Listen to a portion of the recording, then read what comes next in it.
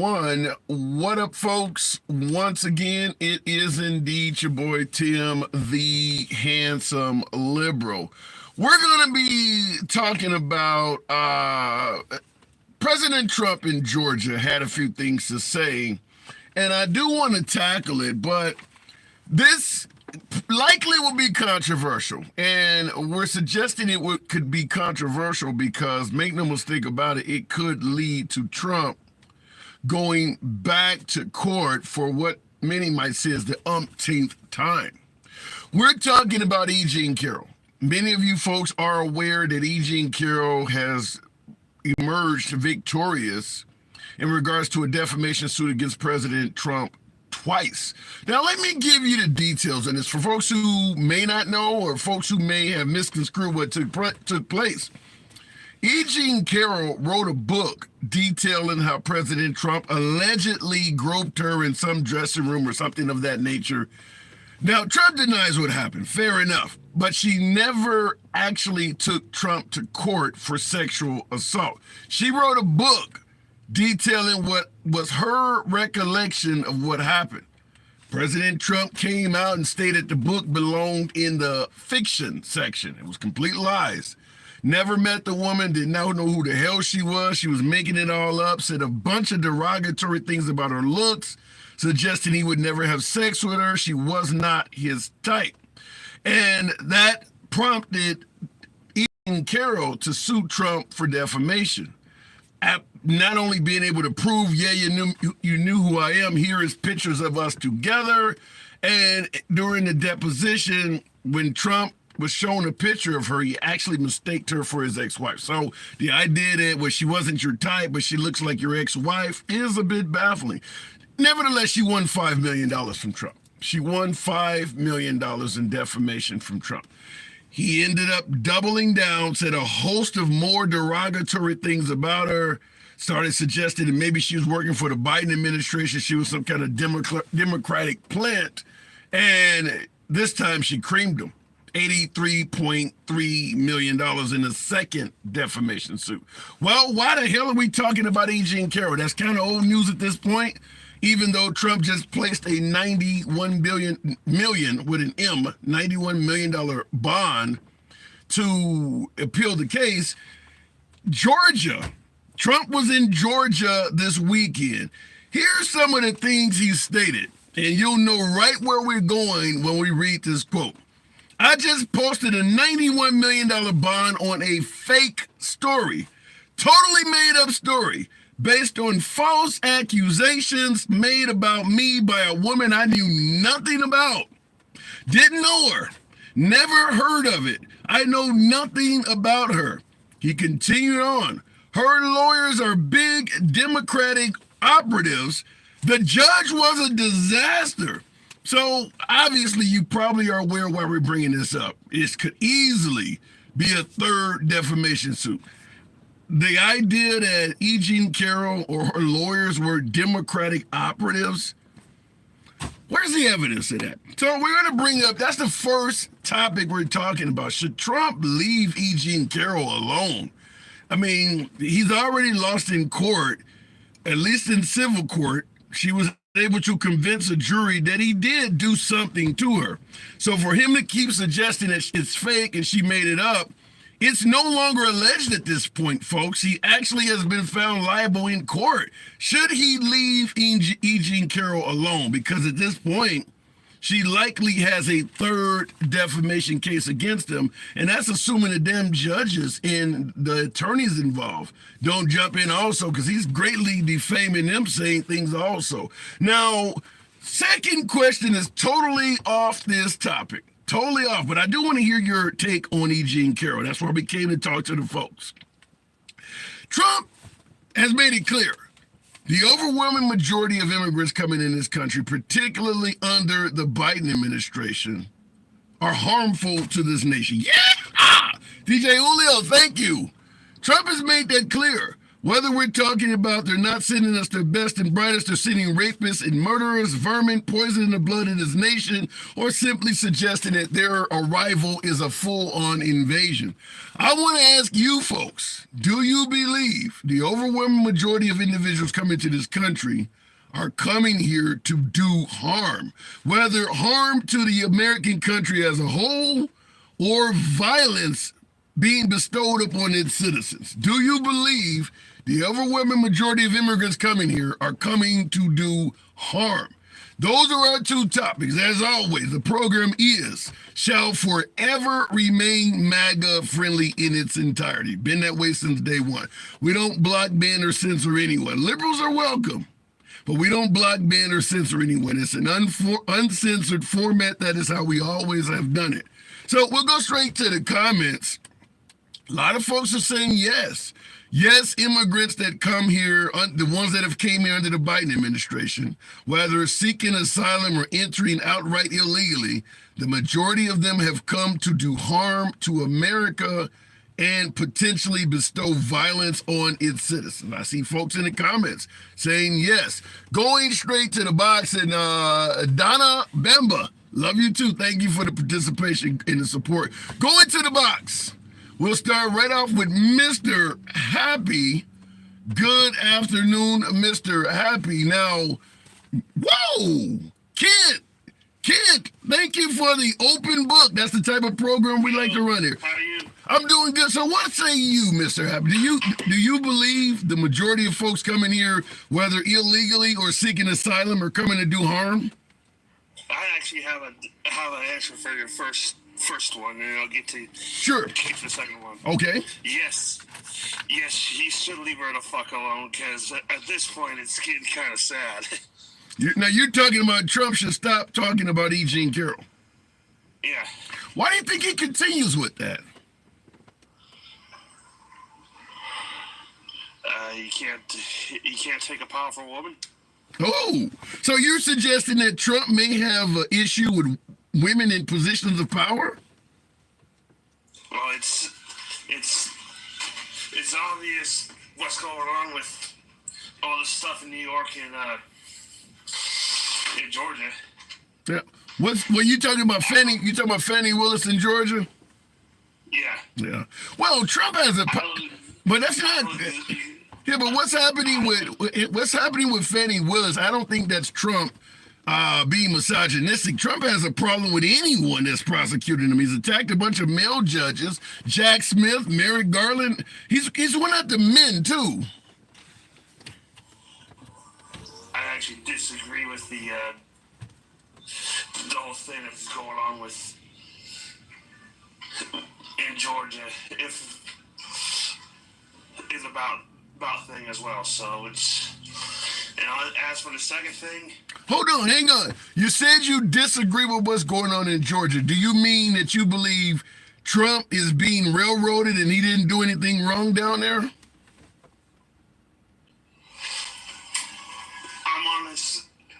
on Trump's side on this one. Okay.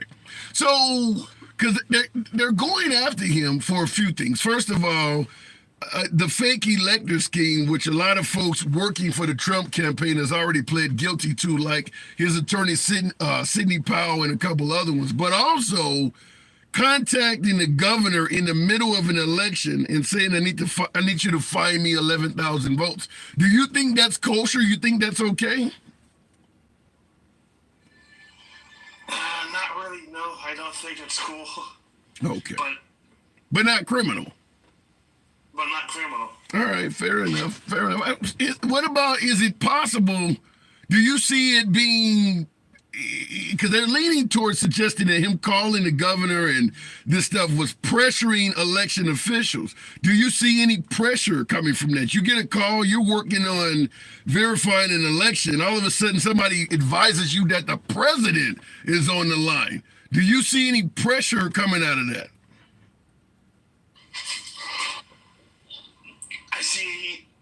I see a ton. Okay, that's a crime. If you're pressuring folks That is a crime. Unless I'm completely wrong, I do believe pressuring election officials, considering his position of power, I do believe that's part of the crime there, Mr. Happy. Yeah, I agree with you. I was just rambling. I guess on that one. Okay, fair enough. All right, well, I do got to move it on. Good to hear from you again. You know how the door's always open. Yeah.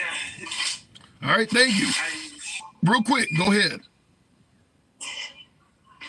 And why can't it be both on the border? You know? What do you mean by both? People coming in to better themselves and people coming in to cause havoc. Yeah. Well, the reason why I'm asking this is because Trump is not talking about people who are coming to better themselves. He's speaking in terms of rapists, murderers, poisoning the blood of this country, vermin, invaders. He's not using terms like they're coming in to better themselves.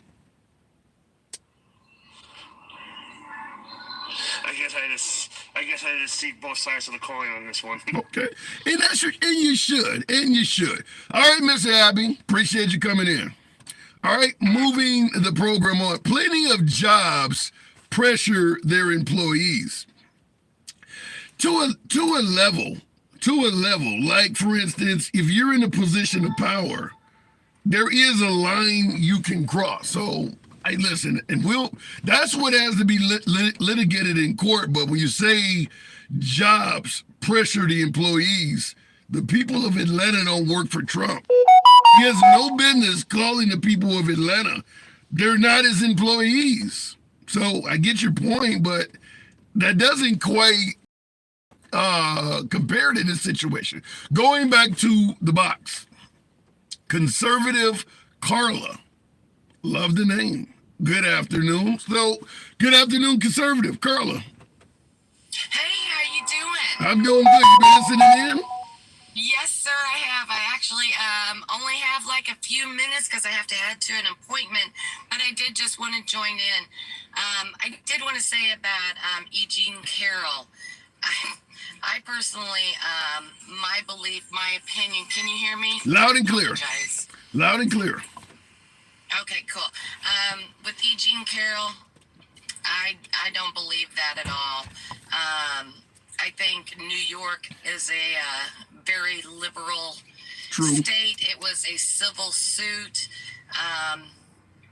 I think it was completely crazy the amount of money that they came up. And why doesn't he have a right to say what's on his mind? He's not threatening her. Well, wait a minute. Wait, hold on.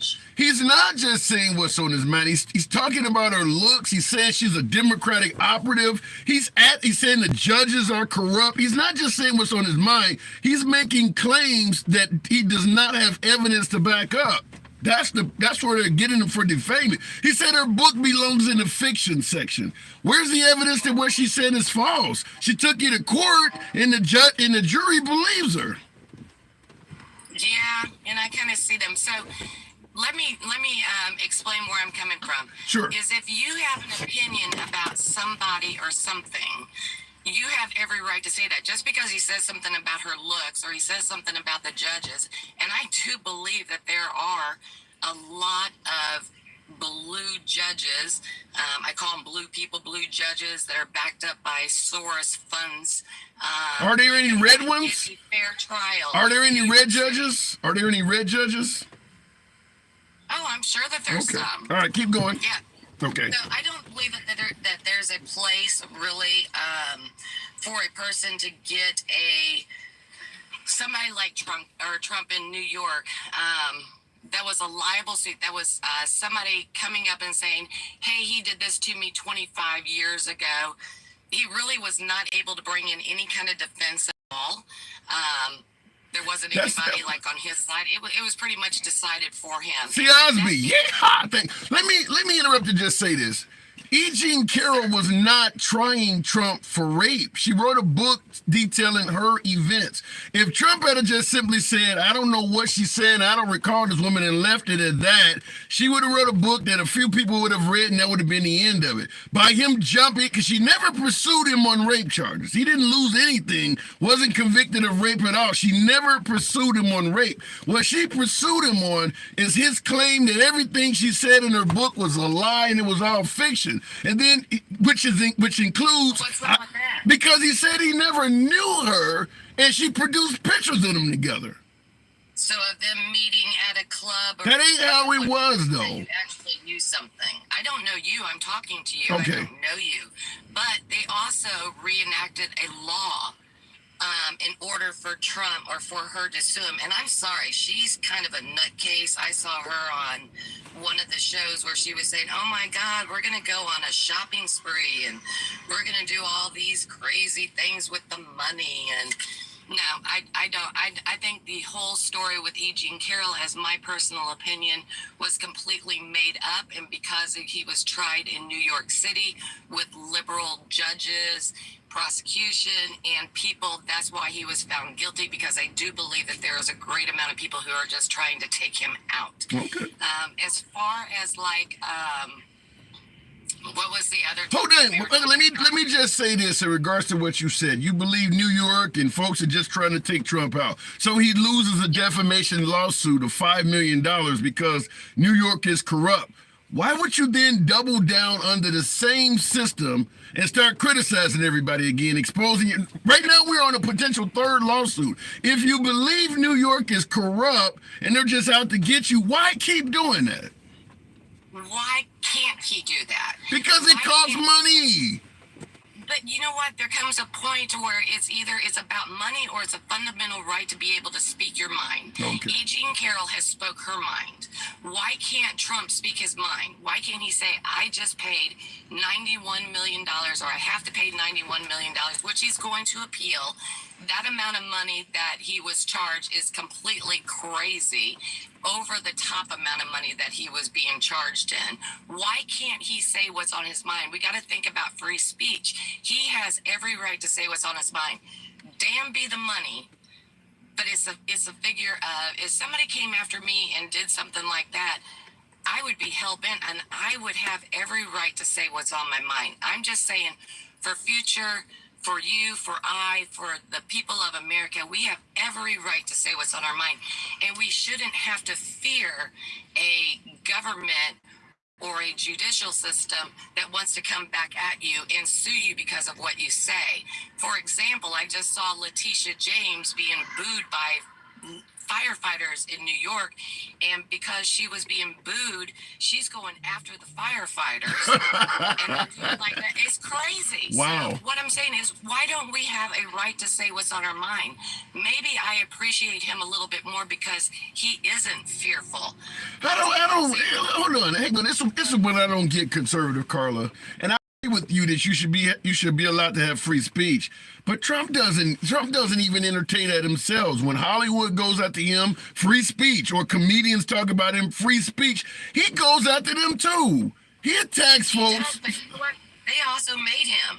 You know, you can blame the media. All these people who go after him were kissing his ass at one time, and we're going to all. But that's not the point, though. The point is what you stated, that you should have free speech and be able to say what you want without people going after you. Trump does that too. Absolutely. So, I mean, if you go after him and he goes back after him, whatever. That's just freedom of speech. Right. It's just, I don't take it any. Well, let me tell you where freedom of speech stops. Once the courts have deemed you are responsible for this act, you can no longer go around saying it didn't happen, it's fake, and it was made up. She took it to court and emerged victorious. They do believe, and the judge too. Even the judge said, so at some point it's not fake anymore. Is that judge a liberal supporter of Joe Biden? So what are you saying? Any judge that supports Joe Biden cannot rule against Trump fairly? I'm saying in certain states that there are far more liberal judges that are going after people that should not have to. Oh, hold on one second. I did have an appointment to get to. I did want to jump on here. I do believe that there are definitely prosecutors that are on a Soros paid payroll. But again, even if a person accuses you of doing something and you're found guilty of doing it, why can't you say it's not true? It's not true. Why do I have to shut up because I have to spend money? Because it's not, because he is not saying it's not true. He's going way above and beyond it. He's calling people kooky, crazy, calling people Democratic plants. If you just say, listen, I understand the court's ruled against me. I'm adamant that I did not do this. I'm not guilty. That's one thing. But then when you start saying all kinds of things about folks that you don't have any proof of, that's where the defamation comes. And that's the last word. I know you got an appointment. Oh no, it's okay. It's a simple fact though too. If she wrote a book and lied in her book, prove she lied. In her book, why wasn't Immigrant Carroll? Why isn't there an opportunity for Trump to sue her for defamation? That was kicked out. Because that's what the deposition was. That's what the deposition was when Trump started showing up saying that she made everything up and I never met this woman and things like that. And then he couldn't even saying that she wasn't his type. He never had sex with her. And then they show him a picture and he can't even tell the difference between her and his ex-wife. He's losing credibility. Yeah, I thought that was funny. That was funny. The judge did too. I thought. Well, I don't think that was a judge. I think that was the prosecutor. But yeah, I did think that was funny. But regardless, I mean, you're going back 25, 30 years. And the simple fact that they opened up for a year for people to be able to bring charges, specifically in this case with Immigrant Carroll and Donald Trump. And you know what? I don't know what happened that day. Okay. That is between God, Immigrant Carroll, and Donald Trump. If nothing happened that day, then I just pray. The simple fact is, if something did happen that day, then I think that he should be held liable for whatever he did those years ago. But if she lied, I think she also should be held accountable for lying. But right now, we just kind of have a one-sided show going on of Immigrant. Where could this be held that you would believe the jury? I mean, does it have to be held in rural Alabama for you? I mean, you're talking about the politics of the participants. Where could it be held where you would say, okay, maybe they did tell the truth?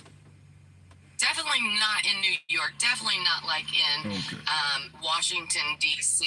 Definitely in places like that. You can't. There are definitely purple states that I think that such trials can be held in, where you may get a better outcome. But I would have liked to have seen this go to a trial with jurors where both parties were able to offer their defense, not just a one-sided case. You do realize the Trump legal team had the ability to either let a jury hear this or let it be decided by a judge, and he thought the same what you thought. Well, if we let a jury in New York hear it, they're going to be Democrat, they're going to rule against me. So he chose to let a judge make the decision. When the judge ruled against him, he goes back to, I wish a jury had done it. He made that choice. Now, yeah, and I think that they wish that they had done it. But again, it's going to be appealed.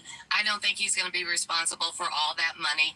Yes, I hate the fact that somebody says you have no right to talk about something. If you're not threatening the life of somebody, if you're not screaming fire, you have every right to say and voice your opinion. Thank God we're Americans and we're allowed to do that, because in many countries, we're not allowed to do that.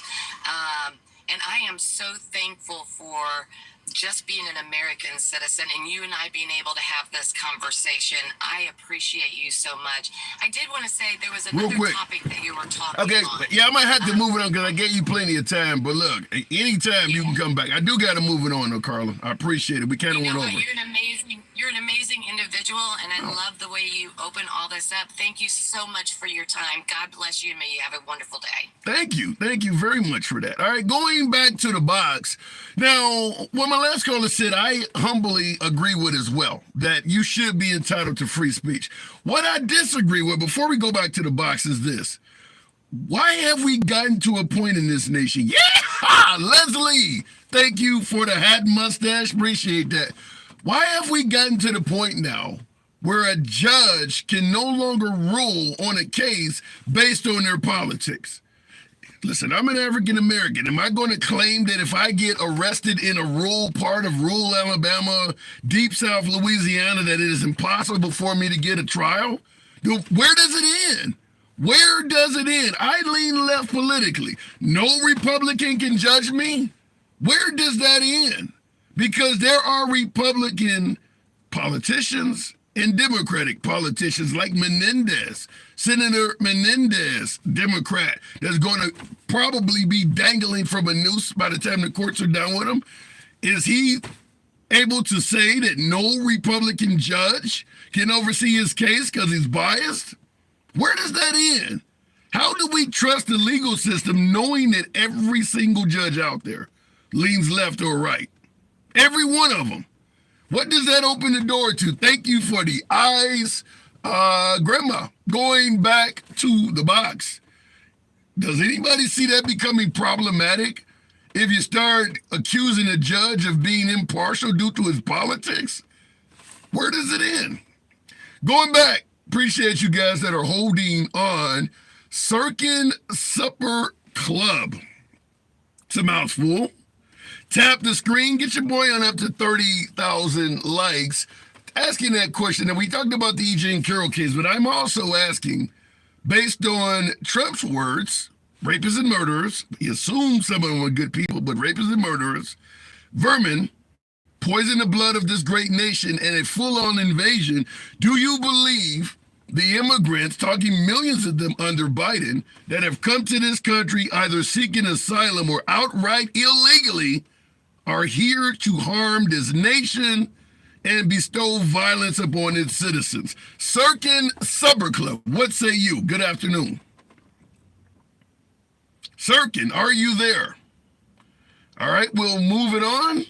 Appreciate the other folks. Sometimes folks come on and they're just simply not ready to tackle the topic, but we'll keep it going. DJ Woody's in the house. One can hope. One can hope what? DJ Woody, good afternoon. What's up? What's up? I am here to answer any questions you have about all these fake trials I believe is going on. Okay, well, let's start with the notion that immigrants could potentially be coming here to do harm or bestow violence upon the U.S. citizens. Do you believe most of the folks that have come here under the Biden administration are looking to do harm? No, I don't believe most are. Some will. Well, yeah, some could be two people out of millions. Right, but I was piggybacking off that last lady talking about the E.G. Carroll. I want to ask you this, because you seem like you're very knowledgeable. I want to go to the fraud case in New York where he was found guilty of frauding the banks. What's your opinion on that? If it's against the law to lie on a document, it's against the law to lie on a document. I mean, if they can show he lied and said when it was time to get a loan, his properties are worth this much, but then when it's time to pay taxes, they're only worth this much. If they can show that and it's a crime to do it, it's a crime to do it. Okay, so let me ask you this. So if I go to the bank and I say my home is worth $1 billion and the bank says, well, we looked it up on Zillow and assessed it at $300,000. But I say, no, I think it's worth $1 billion. Mm-hmm. How does that affect anything with the taxpayer?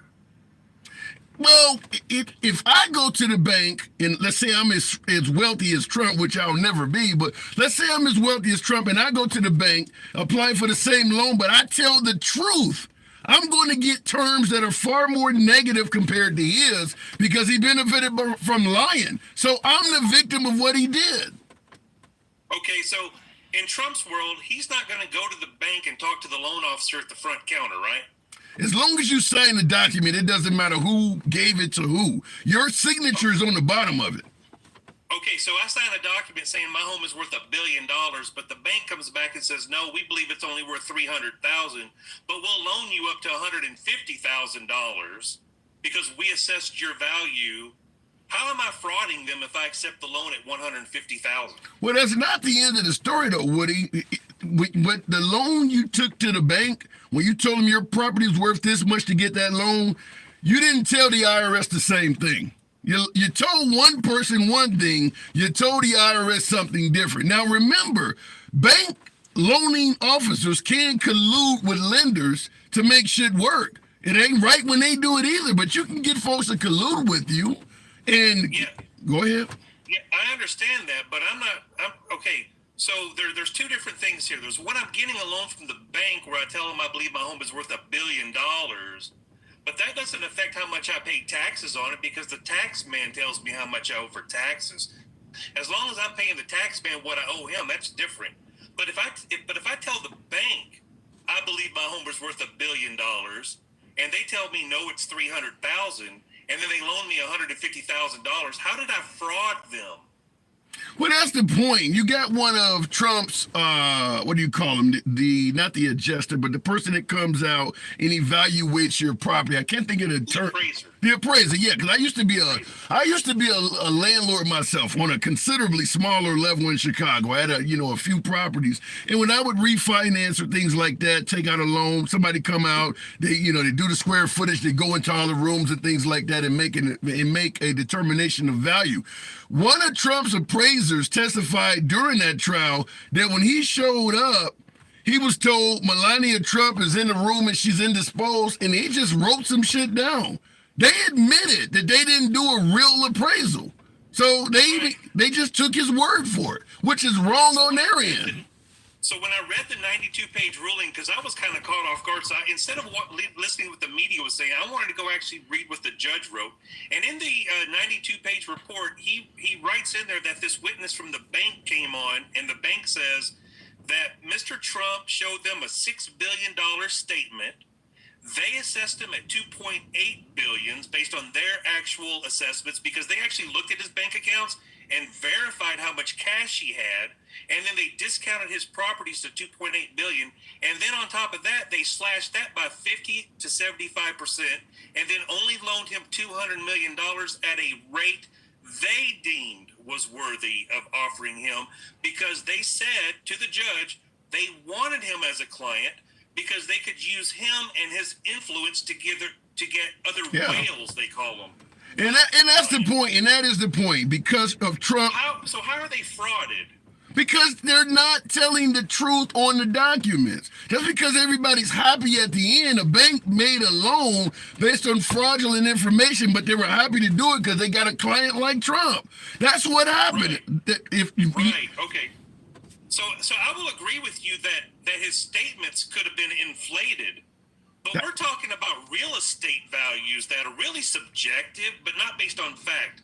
To me, a fact would be like this. We know a value is worth $100 because that is just a fact. This value is worth $100. Everybody purchases this value for $100. If I sell it for $500 and I told the person it was $500 and they solely believed me, then yes, I think I frauded that individual. Well, here's what I'm. When you talk about solid facts, they accuse him of taking a property or an entity that was 11,000 square feet and putting on the documents that it was 33,000 square feet. That's just a lie. If that happened, that is just a lie. That's not a misstep. That is a lie. I will agree with you that is a lie. But the bank in their testimony said they didn't even assess that property. What they did was when they loaned him the $200 million, they used some other property in his as collateral, not the ones that the judge is saying that he misstated on his document. For exactly it likely that happened. That would be a totally different case. Yeah, but that likely happened. That likely happened for the exact reason you said. The bank was happy to get a client like Trump, and they didn't give a damn what he said. As long as he paid them money back, which means he could have got a deal that was way better than a non-celebrity would have gotten. But as long as he paid the money back, they would have did whatever he asked. Just like Forbes put down that Trump was worth billions of dollars until they actually looked at it. Like, no, but they took his word because he was a well-loved celebrity. He could just use that to get people to do shit that they didn't actually look into. The bank testified that they verified his cash on hand, which was $370 million at the time. Okay. That they gave him the loan. That he had $370 million cash on hand. The bank verified that. Okay. And they only loaned him $200 million. Well, I would just say this: it went through the court system. If it's against the law to lie on so what you're saying is he didn't lie on any documents. No, what I'm saying is he didn't fraud the bank. He was charged for fraud, not lying on forms. He was charged for frauding the bank. If you lie on if you lie on documents, is that not fraud? No, you can lie on documents. It only becomes fraud when the person you frauded solely relied on those documents. I have never heard that. So it's called justifiable reliance. It's an element of fraud. It's called justifiable reliance, meaning the person that was frauded solely relied on the information you provided them. That's why I'm asking you, if the banks looked at what he said and then did their own assessment, how did they solely rely on those documents to be frauded? Okay, I'll tell you this. As a landlord myself, we used to pull some of those same tricks on a much smaller level. I didn't have enough in my account to qualify for the loan. So I get another friend of mine, or in some cases a family member, could you loan me a certain amount of money to put in my bank account? So when they look and see if I have enough money, it'll be there and I'll give it to you after closing. I've done that. You can certainly tell lies on a document, and I paid the loan back. No victim, but I was lying at the time. A lot of landlords do that, which is why one of the biggest defenses for Trump is they do it all the time. But it is a crime. You're lying. Right. I would agree with you. Now, if there's a crime for lying on these financial statements, I think there's some other law the DA could have used to hold him accountable for lying on the statements. But what the judge ruled is that he frauded the banks, and I just don't see him frauding the banks. But anyways, because the judge said he frauded the banks, he actually penalized him like $450 million. I don't know where he came up with that number. Well, I do know where he came up with the number because I read the judgment. I just don't understand how he's allowed to actually come up with that number. Well, and see, I can't speak on the course. You're way above my knowledge and pay grade, but I will say this.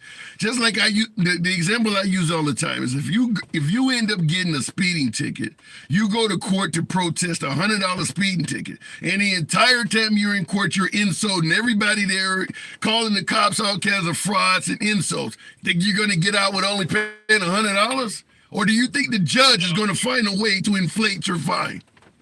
Yeah, I agree. But see, Trump went in there because the judge found him guilty before the trial started, and there was no jury. So Trump was mad at the office. So I understand that. Trump was insulting people the moment he got charged from day one. Absolutely. Well, that's what happens. If I get charged for speeding and I instantly start criticizing the cops all the way to court, it's not going to go well. It's not going to go well. So the judge said that he fined him the $350 million based on what the judge thinks the bank should have loaned him at a certain rate. See, the judge thinks the bank should have loaned him the loan at 10%, not 3%. But here's my argument to that. Why is the judge assuming Trump would have taken the loan at 10%? Yeah, why would Trump be allowed to go to another bank or not take the loan at all? Yeah, I can't. You're getting into the deep semantics of it. All I can say is, I'm just asking you as a logic. I'm just saying logically. I don't know why he would have took a loan at a different rate. I can't speak on that. I mean, you're getting deep in the woods with it. All I can say is he has an appeal out there. We'll see how it goes. But continuing to say judges are liberal plants and shit like that, it's not going to go in his favor doing that. You can't do that. And he doesn't seem to get it. Talking about the judge's wife. I mean, listen. Well, real quick, I give you the last word. What I understand is Letitia James ran on a platform to go after Trump. Okay. That's how she was elected to the DA. Right. That's what I understand. She's on YouTube going off on Trump, running, saying that she will go get Trump if you elect her. Didn't Trump run on a platform that if he got elected, Hillary Clinton would be in jail? Didn't he do the same thing? Yes, but Trump was running for president. She's running for district attorney, meaning that she enforces laws. The president doesn't enforce the laws. He's just an executive member of the branch. And he doesn't have any control over anybody else that enforces laws, like Merrick Garland or James Comey or any of them. Well, he can't charge people. I mean, the Department of Justice could, but he can't, as president, just go charge people. And he likely could not influence the Department of Justice to go after anyone, could he? He could definitely influence. Right. I mean, they would have to act upon his influence. Isn't that what he's accusing? I agree with you. When Trump says Biden is using the justice system against him, he's literally admitting it can be done. Yeah, I don't agree that Biden is using it because I don't have proof. I only talk to you. That's defamation. That's defamation right there. Like you said, I don't agree that Trump, what he's saying about Biden weaponizing the system, you just said you don't agree with it. Once again, that's defaming someone, what Trump is doing. Well, okay, but defaming works both ways. I think if this fraud trial gets appealed and the appeals court overturns this fraud case, Trump then could sue the state of New York for defamation. Yeah. Because what they did to him. Anything is possible. He could actually sue New York if this gets overturned on appeal. Yeah. People don't realize that. I don't listen. I think I got to move it on, but I will tell you this: just like with E.G. and Carroll, I do think there's a little bit of daylight for Trump to appeal, and I think he could win. He could win on not being innocent or guilty, but the amounts being high. I think at the end of the day, the man's going to have to pay money. He just may be to get it lower because the amounts are so damn high. But I got to move it on, DJ. Appreciate you coming in. Thank you so much for having me. I appreciate it. Anytime. All right, looking in the box, and I will tell you, particularly with E.G. and Carroll, if you're going to appeal the defamation suit, DJ Julio, thank you. If you're going to appeal the defamation suit, listen, excuse my language, but shut the fuck up until the appeal is concluded. She has won 2 defamation suits against you. You're still saying negative things about her, hoping to win an appeal. She's not suing you, suggesting you raped her. She's suing you for defaming her. So saying things about her that you can't prove is tripling down at this point. Why file an appeal if you're just going to give her more shit to show up to at the appeal, assuming he doesn't involve himself in a 3rd defamation suit at this point? What he said in Georgia could easily lead to that. Real quick, before we go back to the box, smash that like button. For you folks on YouTube, feel free to tap the screen on TikTok. 1,100 of you in here? Certainly get your boy on up to 50,000 likes. This is an uncensored program. If you enjoy civilized dialogue from both sides of the aisle, without any concern of the host trying to block, ban, or censor your opinion, you're in the right place. It's all about free speech here. So we go left of Bernie Sanders to him having dinner with QAnon. Everyone gets to speak. If that's what you enjoy, feel free to drop a subscription on YouTube as well. All of these politicians support Israel. Stop wasting your time, says Moin Rue. Yeah, I can't deny that.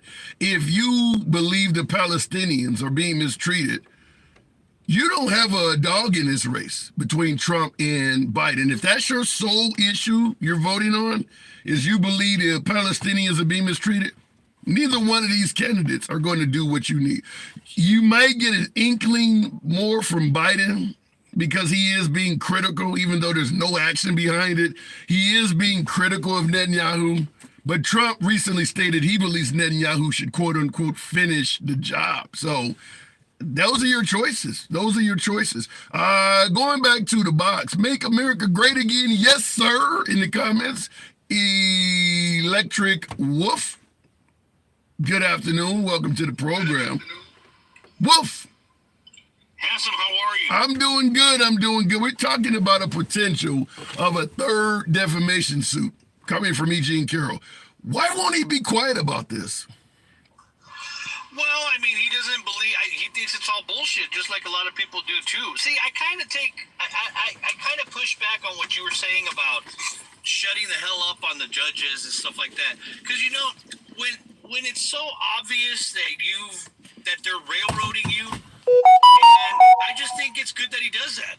Let me interrupt and ask this. In regards to being railroaded, I'm gonna pull the race car, so bear with me. Should every black and brown person that thinks they're being railroaded just go to fuck off on the cops right there beside the road? I mean, do we just lose decorum when we think we're being railroaded? Just feel free to say whatever you want about them. You're a pig. You're just on the take. You just got a quota. Just let them have it, huh? Well, that kind of makes sense. It kind of doesn't. This is just the way I look at it. When it comes to a cop pulling you over, I would just take the ticket, do whatever, and go to court. Okay. And then go to court, and then let them have it there. Say, you know what? So this and that, blah blah blah blah blah. Right. So if I get when he went to court. So if I get a bullshit ticket, just take the ticket on the side of the road. But then if I go to court and they try to enforce it, then just start going off on the judge and everybody in court. Well, you don't go off on the judge. What you do is you just say, no, you know what, this isn't fair, and you argue your case and all that. That ain't what but that's not what he's doing. What he's doing, election. When he's talking about people who are Democratic plants, I mean, he's talking about their wives. He's going way above and beyond saying it's not fair. Well, yeah, but see, that's the part where I agree with, where it's okay. I mean, he can motherfuck the judge. I mean, if he feels he's being railroaded the way his wife. I agree. His wife. Come on, handsome. You know he was railroaded. You're not hearing what I'm saying. If I think I'm railroaded in court, you're telling me it's okay to go there and talk about the judge's wife.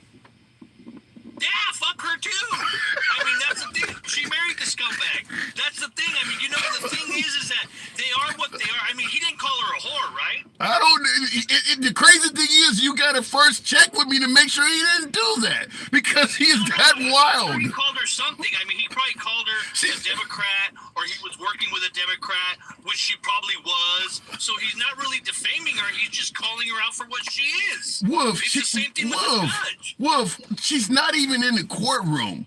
What does a judge's wife? She's not even there. Why are you criticizing somebody, my spouse? Really? Come on, handsome. You know they got information on these people. They have information on this couple. They got their donors here, their donors there. They got it all. They're gonna get. He's not gonna talk out his ass either and say, "Hey, you know what? I think she's a Russian plant." Yes, yes. She is a Democratic shill. Yes, he does talk out of his ass all the time. Some of his words sound like straight up farts. I never knew who Stormy Daniels is. Yes, he talks out of his ass. What do you mean he doesn't talk out of his ass? You think everything Trump says is true? He talks out his ass, but he calls people what they are. Like I said, he doesn't turn around and say, hey, they're a Russian plant. But he does call them out like, oh, they're supported by the Democratic Party. They're this and that. There's a lot of stuff to his bullshit that's true. Now, the thing is, does he put it in flowers and rose petals? No, he doesn't. He just hits you right with a sledgehammer right in the front of the face. But that's who he is. That's what people like. That's what people don't like. I mean, you're going to give it or take it, but either way, I personally think that these judges, these senators, these congressmen, these presidents, these representatives, all these people think they're above the law and they think they're above the people, and they're not. They're allowed to be criticized. You're allowed to criticize them. You're allowed to in court. In court, you're allowed to do this. Yeah. Have you ever heard Wolf? No, let me tell you. If you motherfuck a judge in court and he gives you 10 days in jail, whatever, so be it. But he's still allowed to motherfuck him. Does that make sense? No, it does not. Why not? What's the purpose of having this? What's the purpose of having a system if you're okay with abusing everybody in it just because they don't rule in your favor? Well, what's the use in having a system when you're going to manipulate and abuse a person you're accusing? How does our system work, Wolf? You go in court, you say you're being mistreated, you say that the case against you is wrong. That's what a jury or a judge is for. When they rule against you, you just keep saying, well, they're all Democratic operatives, because he's saying the lawyers are Democratic operatives too. Where's the evidence of this stuff? I mean... Yeah, you have the right to do it. I mean, if they find him guilty, he can still keep talking shit about him. That's okay. That's all right. They're big people. They don't need depends. They got big boy pants and big girl pants. I mean, take it up. If you don't believe that you think he's lying, come out on a microphone. Stand out in front of him. Why not? And say, no, the president is an absolute liar. No, why not just sue him again? I mean, if you say you're a Democratic operative, make him prove that. Prove that I'm operating on behalf of the Democratic Party. If he can't do that... So sue him. Did Yeah. you see him suing Trump? Not Do you see yet. the judge suing Trump? Do you see the wife suing Trump? Do you see Letitia James suing Trump for defamation, or the other judge that railroaded him on that deal? No. Nobody's suing him because they know he's right. No, I don't agree with you that he's right. I think that he's angry. See my point. No, I agree with you that there hasn't been more suits, but I do believe it's quite likely that E. Jean Carroll is at the very least talking to her attorneys to pursue a third defamation suit. Here's why I tell you that. Trump is appealing the 2 defamation suits she currently has on him now. If she can win a third one, doesn't that weaken his appeal? If he won't stop doing it? What's the defamation suit about now? Well, that he's appealing? No. Well, he's appealing the 2 she won. She won a $5 million one. She won one for $83 million. In Georgia this weekend, he's opened up his mouth and started calling her all kinds of stuff yet again. Stuff that can't be proven. That's all right. Fucking let him sue him. I don't care. All right, I think what are you gonna do? Open up another law so she can open up an old law that's already expired and then let her sue him again? She's not. Like they did the last time. I mean, come on. No, it doesn't matter. See, goddamn, I really don't care. Well, that's horrible. Listen, you and I both don't care about this, so we're totally in agreement there. If he wants to say dumb stuff and take out loans to pay her, you and I don't care about that. I agree with you on that. But in my opinion, she's likely at the very least discussing a third defamation suit with him because he's going to go to court suggesting that he didn't defame her. He's not suggesting he didn't rape her. She didn't win a rape case against Trump. People think that that's what happened. She wrote a book about it. And he lied and said the book was not true and it belonged in the fiction section. Started saying he wouldn't fuck her and calling her all kinds of names, a pig and things like that. That's what she won. That's what she won on. So, you and I agreed. We don't care. She should, at the very least, to strengthen her appeal, pursue him for another defamation case. Yeah, I mean, if that's what it takes, I don't even care. Just because of the fact, I just want it to be November. And I want you and me to vote for him and just get it out of the way. And I know you're going to deny it. And I'm going to be like, no, Hanson would never vote for him. And then I'm going to put my camera on and give you a big wink because you and I both know where you're going with this, but that's okay. But, yeah, no, I mean, I think he should stay the way he is. I mean, the guy's been treated, he's been wronged. And I think that's a bonus for him.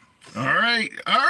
Well, just me. You drive a hard bargain as always. I do got to move it on. Always a pleasure talking to you, Wolf. Always a pleasure. Hey, I'll defend you if someone talks shit about you, though. I will do that. All right. If someone talks shit about you, I will defend you. Well, don't be surprised if I'm in your inbox telling you about some of these Trump live streams where they often do talk shit about yours truly. Good talk. Come on back anytime.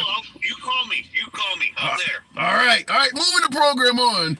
He's actually using your donations to pay his bills. That is true. By the way, I haven't done a live stream on this, and I do appreciate all you folks on the TikTok side, on the YouTube side of this as well, suggesting that what he did is free speech. You have the right to bring that up. You and I disagree, but one of the things that we have not discussed here, real quick, 1,300, wow. Tap the screen. Get your boy on up to 60,000 on TikTok. For you YouTubers, feel free to drop a subscription if you enjoy civilized dialogue without any concern of the host blocking or banning you. We do run an unscripted. There is no banning or blocking here. It's all about First Amendment free speech, which is what we're talking about. Now, in regards to using your money to pay his legal fees, his daughter-in-law, I just saw this over the weekend. His daughter-in-law, talking about Trump, his daughter-in-law has been appointed to head the RNC, part of the leadership of the RNC. She's going to be on the board. So his daughter, being part of the leadership of the Republican National Committee, can certainly control where the money goes. And this is not corrupt at all, folks. Not at all. Presidential candidate has his daughter is partially in control of the RNC funds. Wow. Can you imagine Hillary Clinton was often accused, even by folks on the left, of isolating Bernie Sanders and making sure he could not get a fair shake running for president in 2016. Can you imagine if Hillary Clinton had her daughter, Chelsea, on the DNC? How the right would have been talking. I mean, if that doesn't look at least suspicious, I don't know what else can. You got your daughter? Wow. All right. Oh, your daughter-in-law, rather. Daughter-in-law. Let me get it right. Looking in the comments. The Trump Corporation continues, says Moon Creek. Wow. Wow. Hillary loaned money to the DNC. That's what we're talking about. Your daughter-in-law. Your daughter-in-law is in an executive position, a very high-level executive position. No conflict of interest there at all. All right, going back to the box, the one and only, you guys know him, you've come to love him, Moo the Tuxedo Cat. We've taken a few folks on the right, so we definitely want to have Moo come in here. He can potentially soften things up. Moo, I saw you listening in. The floor is yours. What's up? Not much at all. So what do you think? E. Jean Carroll possibly being defamed again. Now, folks have suggested that, listen, Trump was... All right, so the thing is I'm real happy Laura Trump got that position because, you know, she's going to take all the money away from... Yeah. They're gonna take all the money away from other Republican candidates. Okay, real quick, Moo, you got a really low signal. I don't know what you're doing over there, but it's going to probably create a delay between you and I, so it may interfere with the conversation. But so you do see that as potentially being corrupt. Yeah. No, I mean, I like it. It's corrupt as fuck. And I mean, but Hunter Biden, right? Hunter Biden, right? Oh, we're okay with that, but Hunter Biden. But anyway, I like it because she's going to take money away from other candidates and they're going to lose huge when it comes to Congress and other political positions aside from president. So I think that's one of the best things that ever could have happened, man. She's going to take all that money, give it to Trump for his legal fees, and then they're going to fucking lose every other local election in the goddamn state, or sorry, the country. So that's great, man. I'm all for it. So what you make it sound like Trump is going to be? You make it sound like Trump is going to be like the apocalypse for the Republican Party. You think? I mean, folks are suggesting he's going to win. You make it sound like he's going to destroy the party. I mean, he might win, but he won't have any support because, you know, all the money that they're supposed to campaign for these other people is going to be gone. So that's fine with me. You can win the presidency, bro. You ain't going to be able to do shit. You're not going to have the Senate. You're not going to have the House. You be fucked, bro. Good job. Way to go, man. So you're talking about... I need to tell your other caller, it's defrauded the banks, not frauded the banks. But yeah, let me take legal opinions from a dude who can't even get the fucking word right.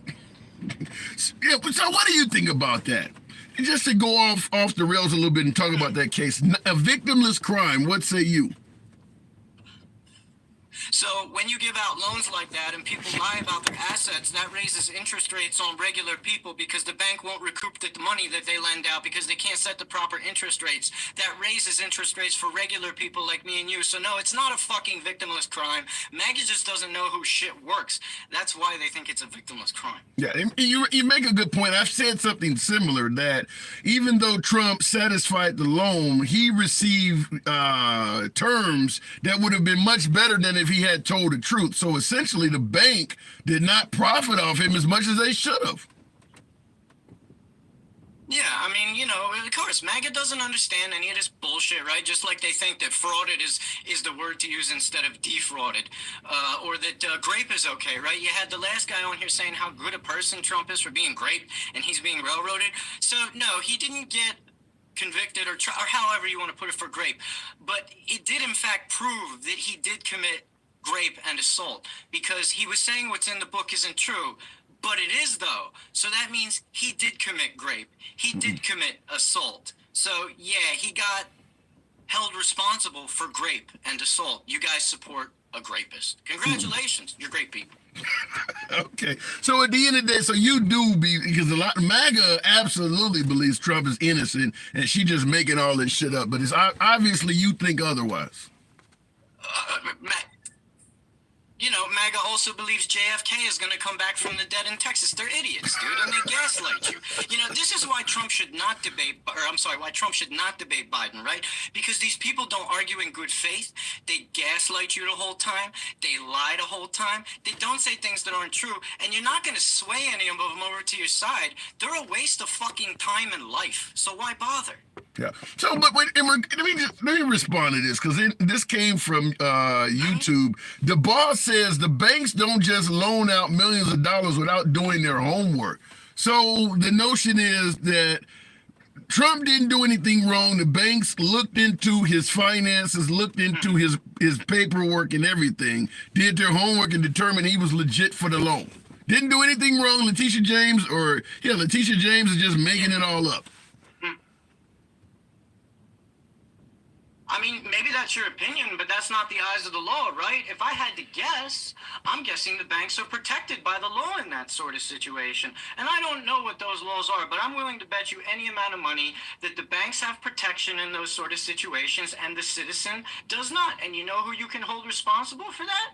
The people deregulating the banks, which is the Republican Party. So congratulations, Republican Party. You fucked yourselves again. And you fucked Trump too. Way to go. Wow. All right, Moo, I don't have a lot to push back on. Appreciate you coming through. Thank you for holding. As always, it is a pleasure. All right, looking in the comments, what did that say there? The money in banks is from depositors, and banks are required by laws to shelter it. Okay, here's one of the things I wanted to talk about before we go back to the box. One of the biggest defenses of President Trump is what Letitia James defeated him on is a victimless crime. Does that matter? Look, regardless of whether you think Trump is innocent or not, we can talk about that on a separate, a separate side piece. But a victimless crime, I've made it clear. I could go out right now, pay a bit of money to a hoe, enjoy her, give her some cash that she's happy receiving. Who's the victim? It's still a crime. It's still a crime. Prostitution is still a crime, even though there is no victim to it. So Hunter Biden, let's talk Hunter Biden. State of Delaware. Hunter Biden applied for a firearms permit, firearms license, or whatever the case may be. Lied on the application. The part where it asks if you got a problem with drugs, narcotics. He lied and said he didn't. We all know he did. He was able to obtain a firearm. Didn't commit any crime with the firearm and relinquished it from his possession shortly after getting it. They went after him for that, for lying on a gun application. Who's the victim? Who's the victim? He didn't commit any crimes with the gun at all and got rid of it. Everyone on the right wants him strung up for that crime. There's no victim. So we can talk about whether Trump is innocent or not. That's a conversation. But the idea that a victimless crime should absolve you of charges, no one's saying that for Hunter Biden. That's a victimless crime. It is against the law to lie on the application, whether there's a victim or not. So we want Hunter Biden prosecuted. If Trump lied on the paperwork, and it's against the law to lie on the paperwork, then so be it. Just simply saying, call a spade a spade. Don't come up with this victimless crime when you favor it and then be fine with a victimless crime resulting in a prosecution when you don't favor the defendant. That's all I'm saying. Looking in the comments, they are saying that because they are a part of the gun control crowd, says Jam913. Really? It doesn't matter. I'm just simply saying we're talking about a victimless crime, whether or not it's a victimless crime. Craig Beat says apples and oranges. Victimless crime is victimless crime, period. You're okay with someone being charged when there's no victim, or you're not. It's not apples and oranges. It's victims and no victims. Setting up for dictatorship, says David. I don't quite get that. Trump's team did the paperwork and the bank's team did the other side of the paperwork. Everybody ate. Well, I don't disagree. Mic drop. Mic drop. Friend of the program for sure. First time seeing you here. Thank you. All right. Good to have you here, by the way. Going to the box. And I do agree with you. Everybody ate, but that doesn't mean corruption didn't take place. You can do corrupt deals where everybody eats. That doesn't mean there wasn't some corruption. Mic drop, for instance, we talk about Uber videos in the state of Minnesota. Was different topic, but I'm sure you know the mayor of Minnesota on that veto shit was everybody ate. Going back to the box, Robert Porter. Good afternoon. Biden has one word to say on this issue. He will lay about talking about Biden can't speak. Robert, good afternoon. Hey, how you doing, man? I'm doing real good. So what do you think? You think they're just railroading Trump? Well, first off, I will say Donald Trump didn't do anything more than what thousands and thousands of real estate investors do every day. The only difference between them and Donald Trump is that they're after Donald Trump. They're scared of him. They don't want him to make president, so they're going to do anything and everything to try to destroy him. Not only take his freedom away from him, but break him, make his money go away. Why do you think that is? Come on, man. When that man, because they're scared of him, because he was one of them. He knows all their deep, dark secrets, and they know he's coming after every one of them if he makes president. Well, they don't need to know it. He's kind of, they don't need to know he's coming at them. He's kind of saying it. He's kind of said it out loud. He's going to be on the. All right. Well, they real worried. They scared. Yeah. I don't disagree with that. But you know what? Thousands of investors did what he does. I even did it with my house when I sold it. I went up $30,000 extra on my house, and you know the city has an appraisal for the house already. Okay. I didn't go to jail. All the bank said was, no, sir, your house is worth this much, and this is what we're going to give you a loan on. Okay. So what? They don't. So should he just get a pass? What, him? Yeah. Of course he should. Everybody else is getting passed. Why is Donald Trump not getting passed? So you and I both know. I often use this. I didn't go to jail for lying. So let me ask you this way. I often use this example all the time. I use speeding all the time. Thousands of folks speed every day. Folks get pulled over all the time and they get let go. If I get pulled over for speeding, should I cite that as a reason that they should let me go too? Okay, you know what that is? That's a crime. Yeah, but thousands of people are getting away with it. Thousands of people are getting away with it and being let go. Pretty girls get let go for that same crime every day. Should I use that as an excuse? That's an individual officer, or that's an individual thing. But that's still a crime. What he did was not a crime. See, that's what people are not understanding. The courts disagree with you, though. Have you ever sold a car and said you wanted $5,000 for it, but you only got $3,500 for it? Okay. Well, that's a lie. You're lying. Okay. You're saying the car's worth $5,000. Okay. Your point is? So why should we put them in jail? No, you don't. It's not a crime. It's not a law that says I can't. There's not one law in this. Somebody show me a law that says I can't say my car's worth $5,000 and put it up there, even though it's only worth $3,000. Well, if you say your car is only worth a certain amount, or you say your car is worth more than it actually is to take out a loan on it, you can get in trouble for that, even if you pay the loan back. How am I going to get in trouble? How am I going to get in trouble when the bank is going to come and they're going to send their person to look at my car and they're going to say, well, nah, I'll tell you what, I know you wanted $2,500, but the car ain't worth but $3,500. I know you said $5,000, but no, it's not worth $5,000. My appraiser said it's $3,500, so we'll give you a loan for $1,500. That's how it's negotiated. Let me ask you this question. Let's say, for instance, I got a lending outfit, or I'm in control of approving loans for the bank. And a woman comes in and she requests a loan based on suggesting what you said. My car's worth $5,000. Can I get a $5,000 loan? I know that car's only worth $2,500, but damn, she got some big ass titties. So I talked to her, we could do this, but I'm going to need something out of this too. I get what I need out of her, and she ends up paying the loan back. Was any crime committed? Oh, yeah, there was 2 crimes committed. What were they? One was that she inflated, as you said, it's a crime, but it's who's not, the victim? Really who's the victim? Who's the victim? Committed, that's you. That's you trying to get some putty for something. Who was the victim? That's illegal. Who was the victim?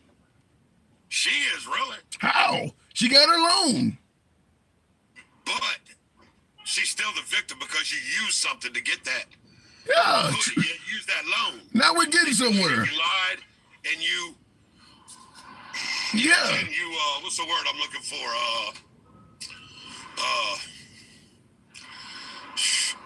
Well, you kind of hijacked it. You told her, well, it's either give me this, and I'll give you that. You understand? And you don't think Trump used his celebrity at all? That didn't influence him getting these loans at all? Because listen, it's Trump. No, hell no. He's been getting loans from these banks for years. This ain't like the first bank he went up to and said, "Hey, my name's Trump. Okay. I'm super, well known. Can I get a loan?" These banks he's been dealing with for years. Yes. Even the banks said it. They'll want to do more business with him. Yeah, and just like he does now, where he can speak ill of someone and destroy their career, a lot of these banks probably knew, listen, he's good for the loan. If we don't give him the loan, he's going to go all over town saying we're a piece of shit. He certainly had the power to use his prowess, just like I would have when I seen the big titties. He certainly could do that. You're just not giving him credit for it. Well, we're talking about a finance loan company, a bank. We're not talking about Burger King. We're talking about somebody making loans. Because the food was cold. We're talking about, financial institutions. Okay. No, it's not like that. They're not going to lose anything because Trump don't. You know how many banks and financial companies that are out here that Trump ain't got it from, and they're still running just fine. Yeah, I don't disagree that they got their money back, just like I did when I saw the big titties. We got our money back, but technically we should never have made that loan. What happened if she messed the loan up, and then they come in and check the loan and find out she should have never got the loan anyway? I would have just came out of pocket. That's the cost of getting these big titties. I would have paid it off for it. It always costs. Right. That's how it works, though. That's how it works on a smaller level. Trump just enjoys it at a larger level. Bottom line at the end of the day is yes, they have legal reason they can do this, but they normally don't. And New York screwed themselves because I don't know the name of it, but one of the largest investor companies pulled out of New York. See, that's what's going to happen. Nobody's going to want to do business in New York because at any time they want to. When they get their panties in a bunch, they're going to take people to court. And they're not chancing that. These investors make millions and millions and billions of dollars a year. They don't got time for cities like New York anymore. Listen, I do got to move it on, but let me just respond to that. Businesses like Kevin O'Leary of Shark Tank talking about he pulled out. At the end of the day, to me, that sounds just like when somebody says, if Biden or if Trump gets elected, I'm going to leave the country. You're not going anywhere, okay? A few businesses may leave and a few other businesses will just fill in and fill the void. I mean, New York, at the end of the day, is probably one of the largest financial centers in the world. They'll be fine with those few investors that pull out and get replaced with somebody else. New York is not going to be, they're not going to hurt based on that. I don't know, because they got enough problems with the immigrants in New York already. The people in New York are pissed because they're getting up everything and they're getting nothing. I watched Death Wish during the 80s with Charles Bronson. They were pissed off back then. Yeah. All right, I got to move it. All right, appreciate you coming in. I do got to move it. I got a question. Real quick. Okay, why do everybody always talk about Trump and stuff, but no one ever says anything about Barack Obama? I know this ain't he ain't a president anymore, but I got a question for you. Why would a president of the United States hold aid from a country and starve children and women because he wants them to change their law on same-sex marriages? Are you talking about Trump not giving aid to the Ukraine? What are you talking about?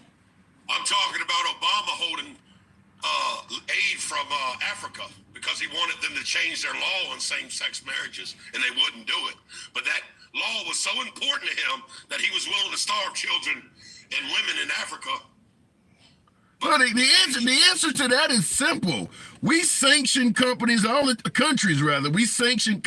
time when they don't do what America wants. That's what America's always done. Obama just did the same thing. When countries don't follow capitalistic ways, if we don't go to war with them, like Vietnam, because they were willing to entertain the spread of communism, we do that all the time. That ain't something unique to Obama. Marriages is not in their country. It's not. It's against their religion. It's against everything they know. Yeah, why would you force a country in which it isn't part of their culture? Tell them you either do it or we're going to hold aid from y'all. This- but you know, lots of parts of Africa need aid. But that's not any different than George W. Bush saying women should be able to drive and be free in Afghanistan. That is what we do. It's against the culture of Afghanistan to let women be equal. We did the same thing there. That is what we do. That's not unique to Obama. You're talking about orange and apples. We're talking about same-sex marriages in a country where their culture. That's orange and apples It's to not you. diversified. That's not their culture in Afghanistan to let women be equal. What's the difference? What's the difference? Yeah. There really isn't much of a difference. I'll give you that All one. right. But you're not starving people neither. What? You're starving children and women in Africa, but you're not. But what you're saying that you're not starving nobody. You're not. It doesn't determine someone to be alive. You understand? We completely ousted their leadership in Afghanistan, put Hamid Karzai in there, who the people didn't want, and threatened to kill his ass, and he had to leave. I mean, yeah, we really screwed up Afghanistan the same way we did Iraq, where it still hasn't recovered. The Middle East hasn't been stable since we got there. You're right. It hasn't been stable since we got there. The country's destroyed by us. All right. I got to move it on, but anyway, yeah, I got you, brother. You have a good day, man. You too. Anytime, man. Looking in the comments section, real quick, no difference. There is a difference. One religion-based and one is not. Okay, and everybody don't believe in religion. I mean, fact is, America has imposed its ideals and way of life on other countries. That's what most of the wars we've dealt with after World War II has been about. America telling a country, we don't like what you're doing, and you should do it this way. Ever since World War II, that's kind of what our wars have been about. Whether it is religious-based, as someone suggested, or simply, I think this person should be free, they should be able to be Catholics, they should be able to be capitalists, you name it. But it is America imposing its way of life on other people. That's what it's all been about. Look at in the comments, people are pointing at differences. Yeah, differences that they agree with versus ones they don't. It's as simple as that. Going to the box, but yeah, America has always been doing that. I've said that numerous times on the program. Since World War II, our military, for the most part, has not been protecting our freedom. It's been taking the freedoms away from other countries. They do protect the freedom of America, but most of the attacks we're dealing with is because people are pissed off at what we're doing in their nations. It's what we are doing abroad that's bringing attacks onto us, which is where Trump actually may have it right. Maybe it is about time we stop getting involved in other people's affairs. That is something unique to Trump. I don't know if he means it or not, but that is something he often says. Looking in the comments, or better yet, going back to the box, we'll make it happen with Air Wolf. Big fan of the 1980s TV show with the top of the, what was it kind of like? It was a military helicopter. I don't know what we would call it. Prototype. Prototype is the word I'm looking for. The box has taken a bit of time working here. How did we have peace under Trump? Well, we didn't have peace under Trump. It just globally was not as chaotic. It wasn't peaceful because Syria was having issues. I mean, Gaza and Israel has always had issues, but it wasn't where it is now. So we didn't have peace under Trump, but it certainly was more, or better yet, less chaotic than it is now. The box is acting up, so we'll keep it moving. I was going to bring in Airwolf. Don't know what's happening. I do appreciate folks that are tapping the screen. We're looking at 1,100. We might get all the way up to 100,000 if you folks show your boy some love. Smash the screen, smash that like button on YouTube. Well, I'm on disability, so I live on $608 and 250 in stamps. So 5,000 would be insane. 5,000 what? I don't quite get that. I am Michelle Trump. I am Michelle Trump. I am Trump's new child. Don't get what you're talking about there. YouTube gets some interesting comments. Let's go to user JIL. I think that says there. We may have problems with the box. We'll keep it going. Loonies. Trump is just lies and insurrection. have to ask the obvious question. If he is an insurrectionist, why hasn't he been charged with insurrection? That is a legitimate question to ask. Europe begging to lose faith in America through Trump sound bites. There is some validity to that. Certainly suggesting that Russia is not as bad as we think they are. They're not going to go above and beyond Ukraine. The Ukraine should not receive help, threatening to take us out of NATO. That can't be going well with the Europeans. It just can't. None of that is positive. None of it. Even if it's simply just holding them accountable for their expenditures on self-defense. Nothing he is saying is positive to NATO. None of it. But a lot of it speaks favorably of Russia. So I would agree with you that Europe could potentially lose faith under Trump. But fortunately, we know no matter what president is in office, they only get a limited time. Assuming you don't believe Trump is trying to install a dictatorship. That's your opinion. Looking in the comments, who has the power to charge him with insurrection? Supreme Court doesn't even know. Well, the Supreme Court would be the ones that ultimately decide. But Jack Smith is the one that would be charging it, or Merrick Garland. That's where the charges would come from. Trump is appealing everything to the Supreme Court. Whether you think he's being railroaded or you think he is guilty of sin, I think all of us, whether you're on the left or the right, view the Supreme Court as a potential safe haven for Trump. I mean, it's a 6-3 majority. You know it's more likely that they're going to rule favorably to him than not. I mean, it's an overwhelming, majority of Republicans on the Supreme Court. Remember when Trump is always in court and he's saying this judge can't do this, or this judge is wrong because they're a liberal or they're a Democratic operative? That's the Supreme Court. But it works in his interest, so he don't point it out. If we had a 6-3 liberal majority on the Supreme Court, every tweet coming from Trump would be suggesting that the Supreme Court is corrupt because it's full of liberals. But it's working in his favor, so you don't hear nothing about it. The Supreme Court got it right. Supreme Court did the right thing. I mean, but if it was the other way around, no, he wouldn't agree with it. I don't think anyone on the right would agree with a ruling from a Supreme Court that has 6 liberals on it. I just don't. Just remember, what is legal for Trump is legal for Biden. True, certainly when it comes to suggesting that nothing happened on January 6th. If you don't hold the leadership accountable, you are leaving the potential for it to happen again. I mean, after all, as Trump said, it was a good day. It's a love fest. Why not have another love fest? I mean, we all like having a good day, right? So you're leaving it open for it to happen again. I absolutely agree with that. The box is playing all sorts of games today, but we'll try it once again. Steve Chart, I think that says, how is being the most major NATO funder a net positive for us? Because we have access to all of those countries. We can do things that we would not be able to do if we were not in control of NATO.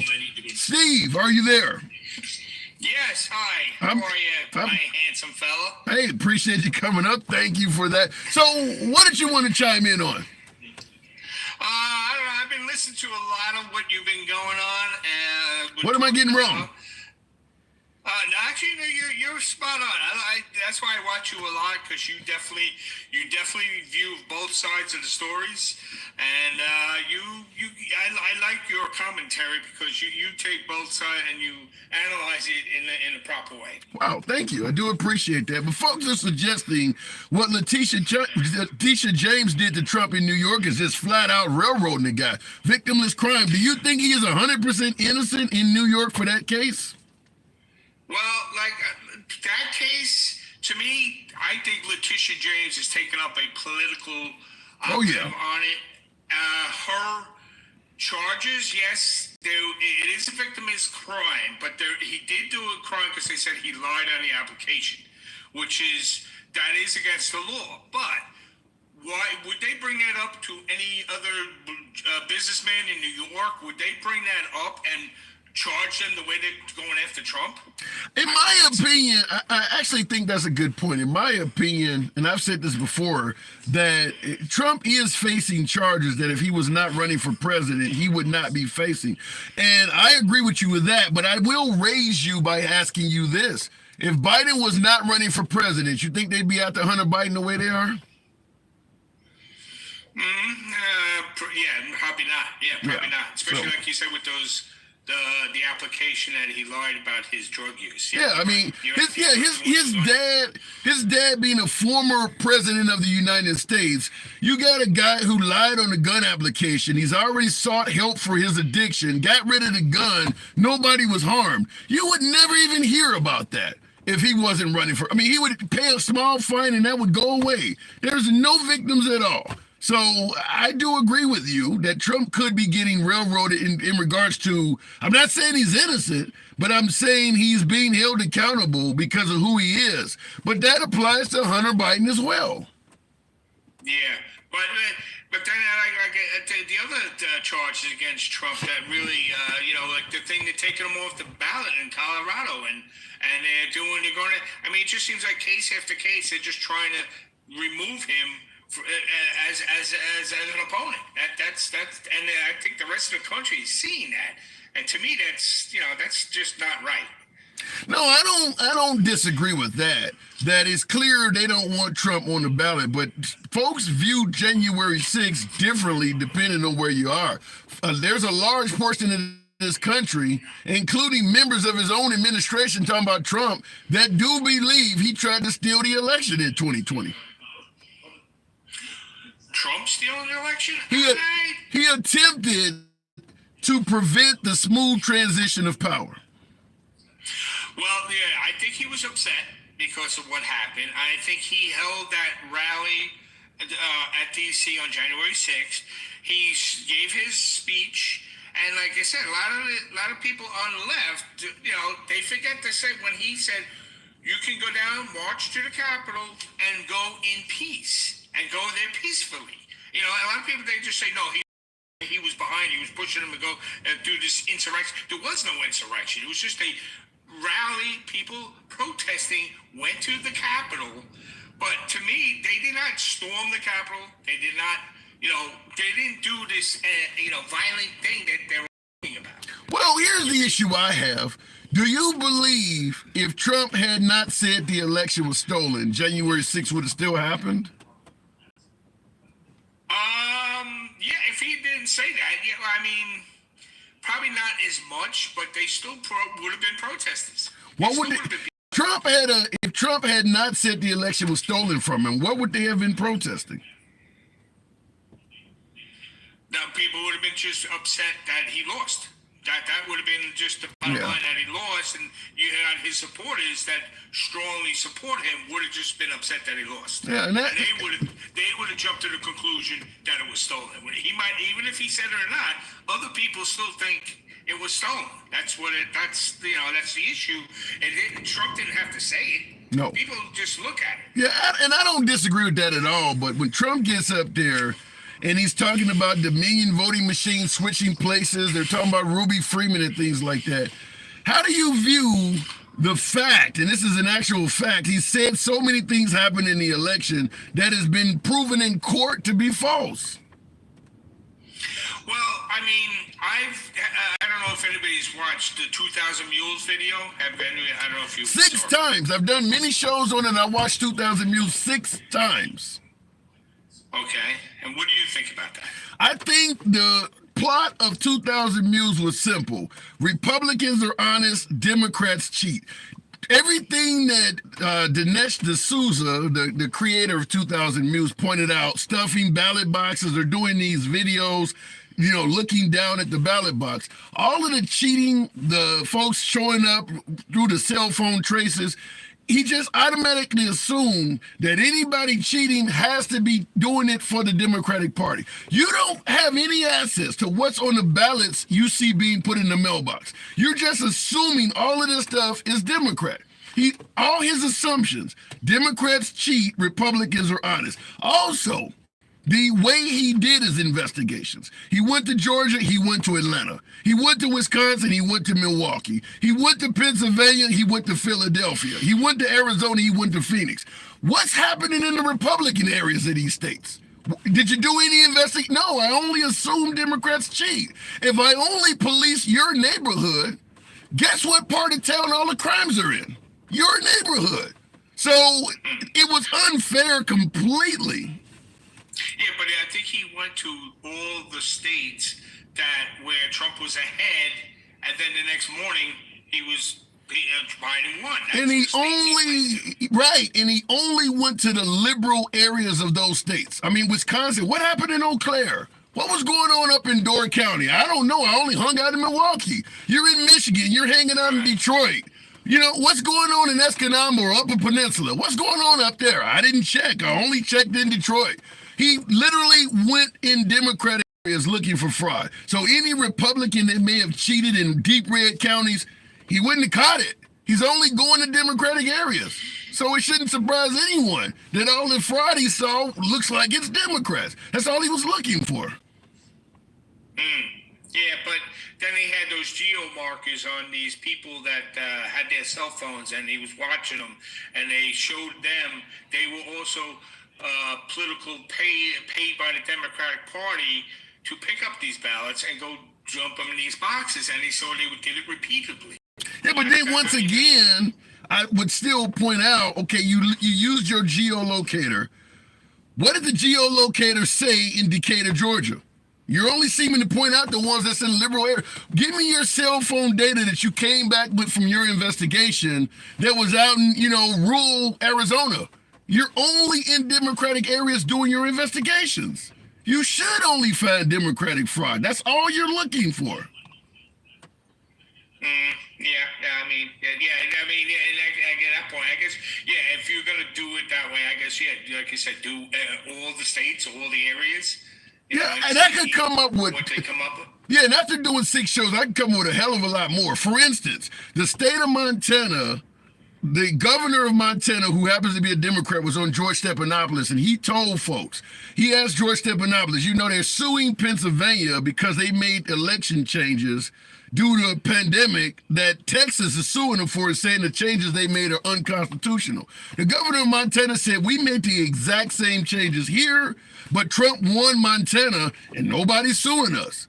Why aren't they suing us? If the changes are unconstitutional in Pennsylvania where he lost, they should be unconstitutional in Montana where he won. No answer for that. Another issue, Trump was coming close to losing in North Carolina. He won North Carolina, but by a small margin. When it was looking close, he was alleging fraud was taking place everywhere in North Carolina. The moment he won, no conversation about it at all. If it's fraudulent and you won, but you want to make sure we have a free and fair election, why aren't you asking for North Carolina to be investigated? The moment you win, you don't seem to care anymore. So the problem I have is this. If you're for a free and fair election, then request an investigation be done of all 50 states. But if you only seem to want issues with states that you lost, it doesn't seem like you're looking for fairness. It seems like you just want to win. Yeah, you got a point. You definitely got a point. And I think we should definitely look into the 50 states. We should re-look at our election process, because there seems to be problems that need to be addressed in all 50 states. Now you brought that up. You're right. I agree with you 100%, but the fact is he's not calling for an investigation anywhere he won, even if it was close. That is problematic. Also, when Dr. Phil was running against Senator Fetterman in Pennsylvania, we know he was endorsing Dr. Phil. Once again, he was claiming that fraud was happening in Pennsylvania. Dr. Oz. Dr. Oz, we know Fetterman rather. Fetterman won. Trump was endorsing Dr. Oz. Trump was claiming in Pennsylvania cheating was taking place. All of a sudden, Dr. Oz comes out and says, no, that's not happening here.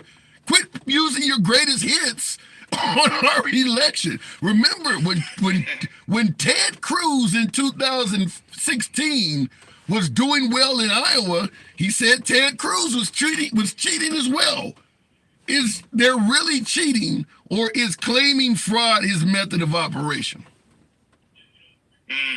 Yeah, you got a point. All right. You definitely got a point there. Yeah. This is why I like your point of views.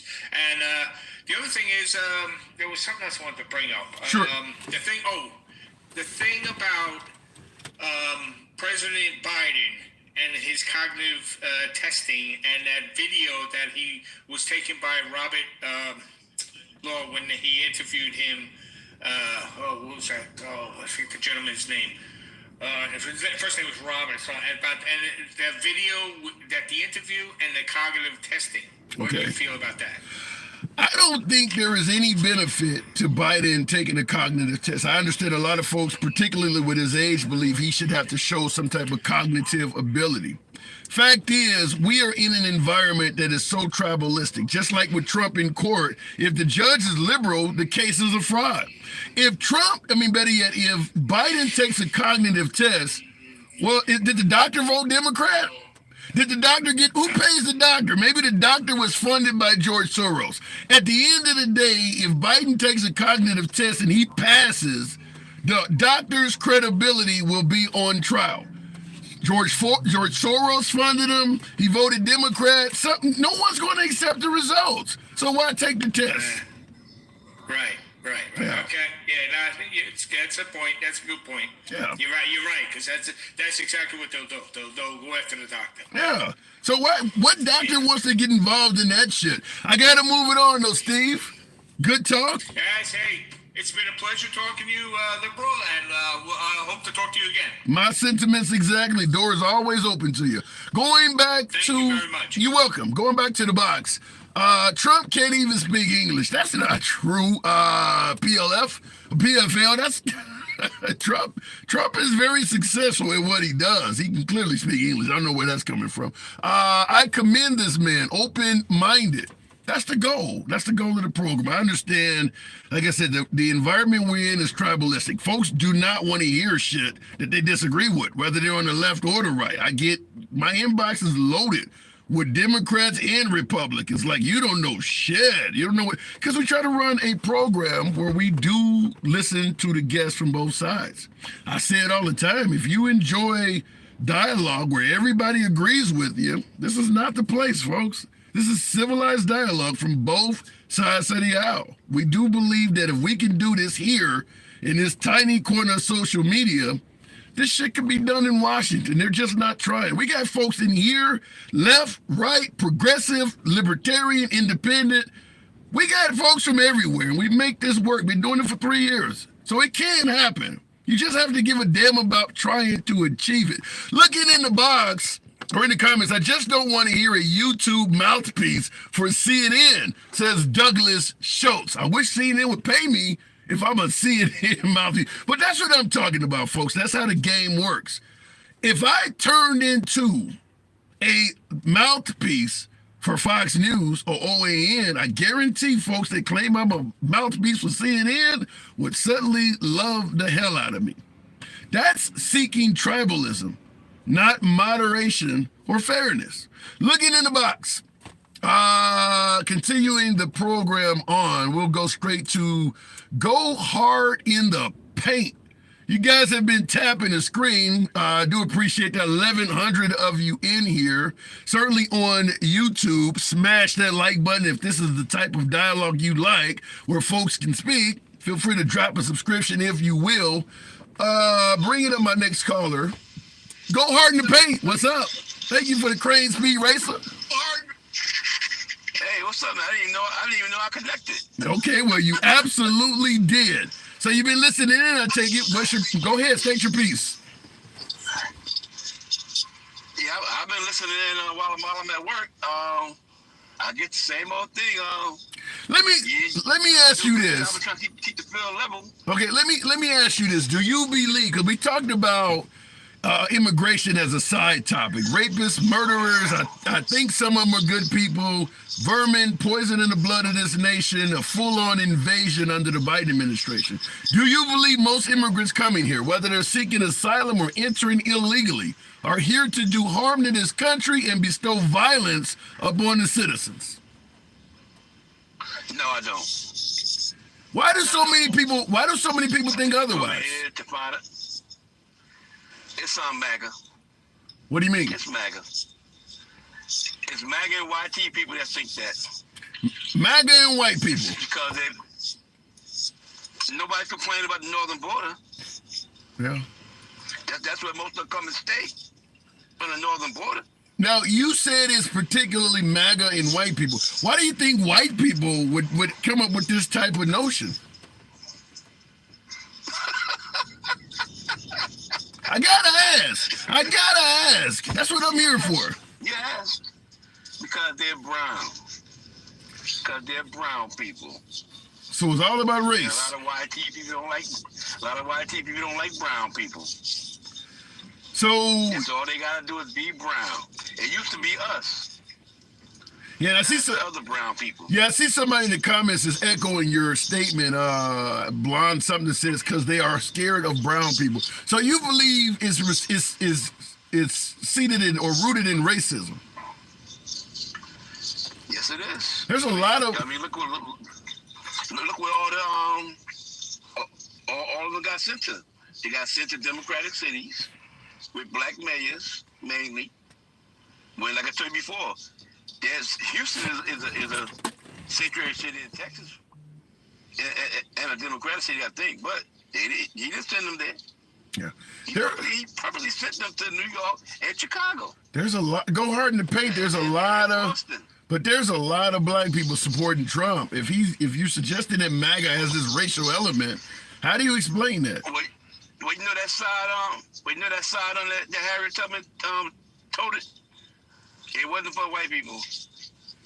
What was it? Side on that she carried. Oh, the pistol. Okay. Yeah, that wasn't for YT people. But She didn't carry that for YT people. Okay, but fair enough. So what you suggested that MAGA is somehow racist or whatever. If Trump was reelected, I mean, what do you think America would be like for black people? Are you saying it would not be a good place for black people? Let me cut you off real quick. I know it's your show. I want to be perfectly honest and clear. I'm not suggesting that MAGA is racist. I'm saying they are. Oh, damn. And if they're not, and the ones that are not racist isn't a problem. Tim Scott. All racist. Tim Scott. You think he's a racist? Isn't a problem. Tim Scott is a black man that supports Trump. You think he's a racist? Harriet Tubman looking for him too. She's looking for him too. He can't come for the ride either. Okay, I saw that movie recently, so this is hilarious. But so let's say Trump does get reelected. What do you think America would be like for black people in your opinion, or brown people? I think Supreme Court would be different. I think we'll probably lose. Quite a few rights. You got Wait, hold on a second. You got 30% of the Supreme Court is minorities. Sotomayor, you got the one that Biden just appointed, and then you got Clarence Thomas. I'm sure you're a fan of Clarence Thomas. He's a black man. He's on the Supreme Court. Come on, man. Come on, man. You hit me with Tim Scott and then Clarence Thomas. You about to get a knockout. But you said black people. You got 33% of the Supreme Court is black. So if Trump gets elected, Trump suggests he's done more for blacks than anybody. What would be so bad? I think we'll lose our Miranda rights first. Whoa. I think we'll lose that.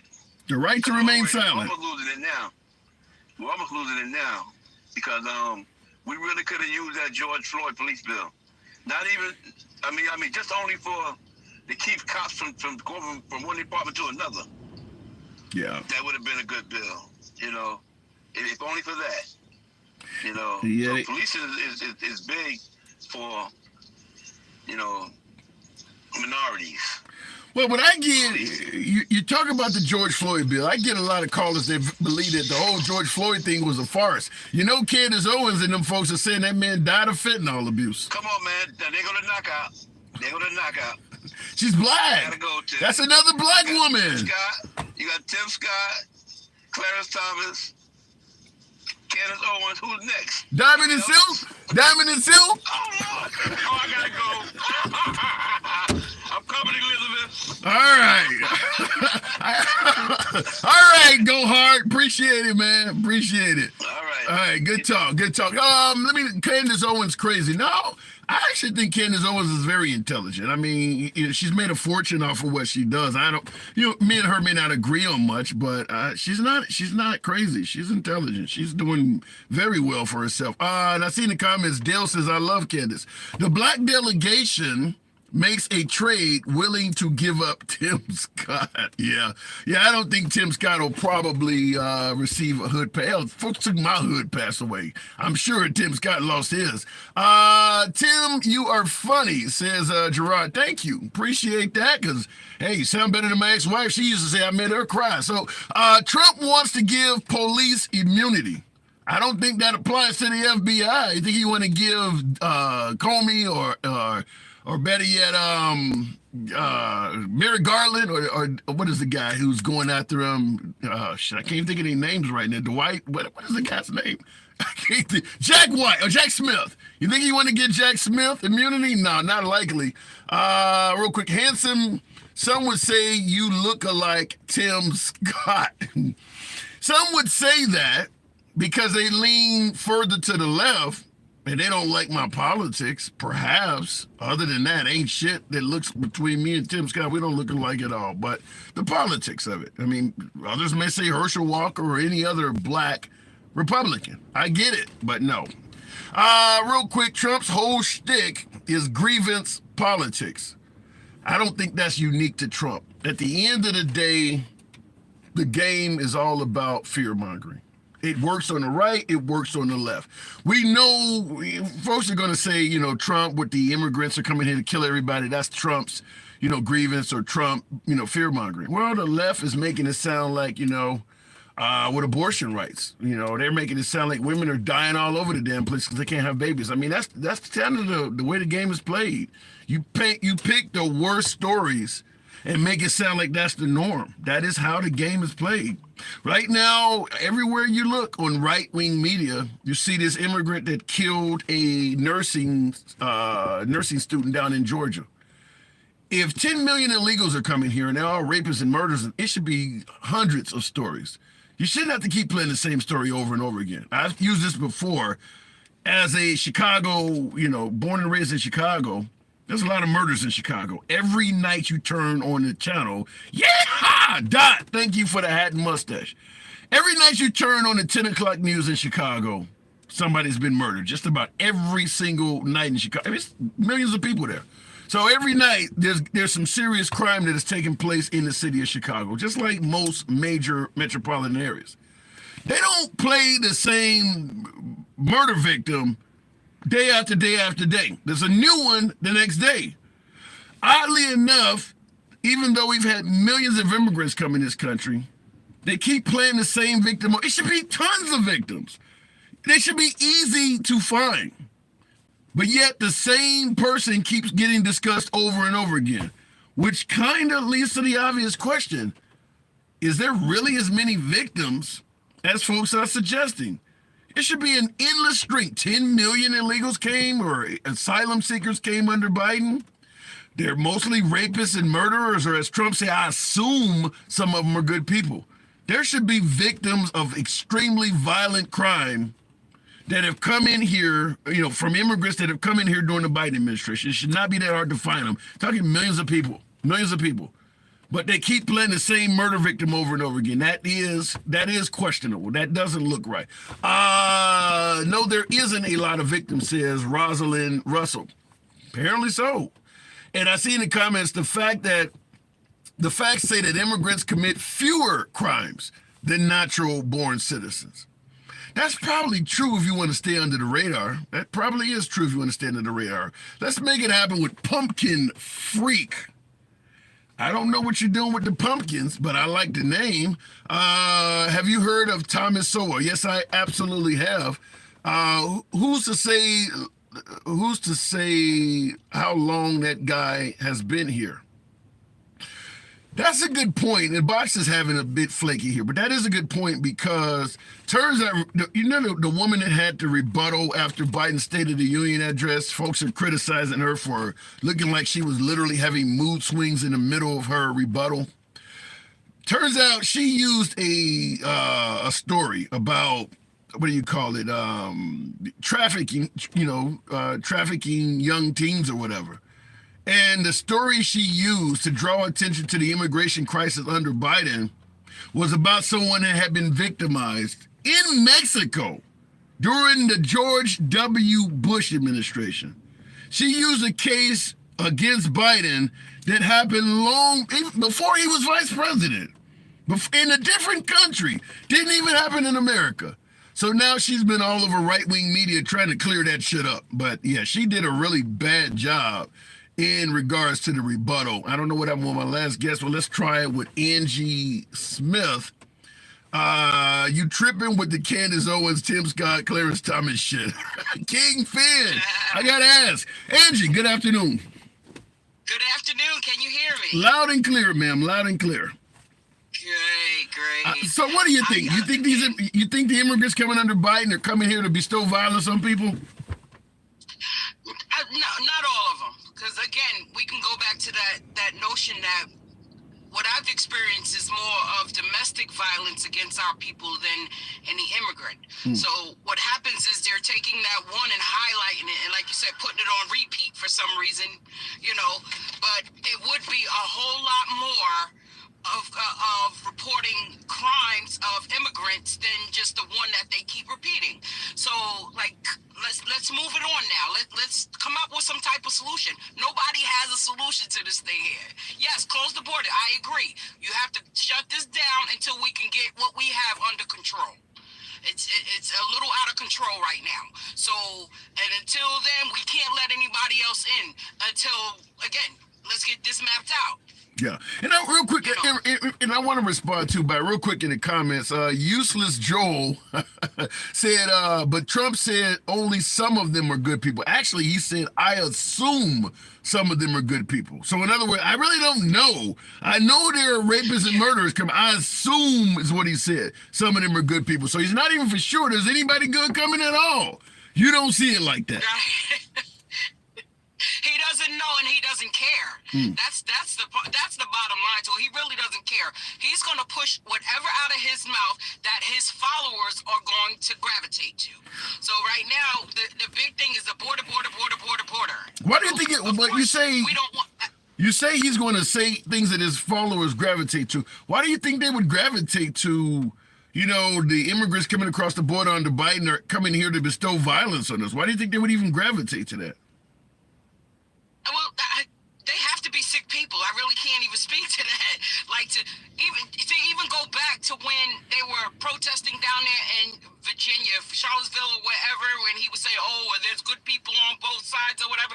Those weren't immigrants. Okay, so those were people right from here, from America. So let me ask you, because you mentioned that more Americans are committing crimes, and I do tend to agree with that, obviously, but David Sarr on YouTube says law enforcement agencies do not report to the public about more victims because there are ongoing cases.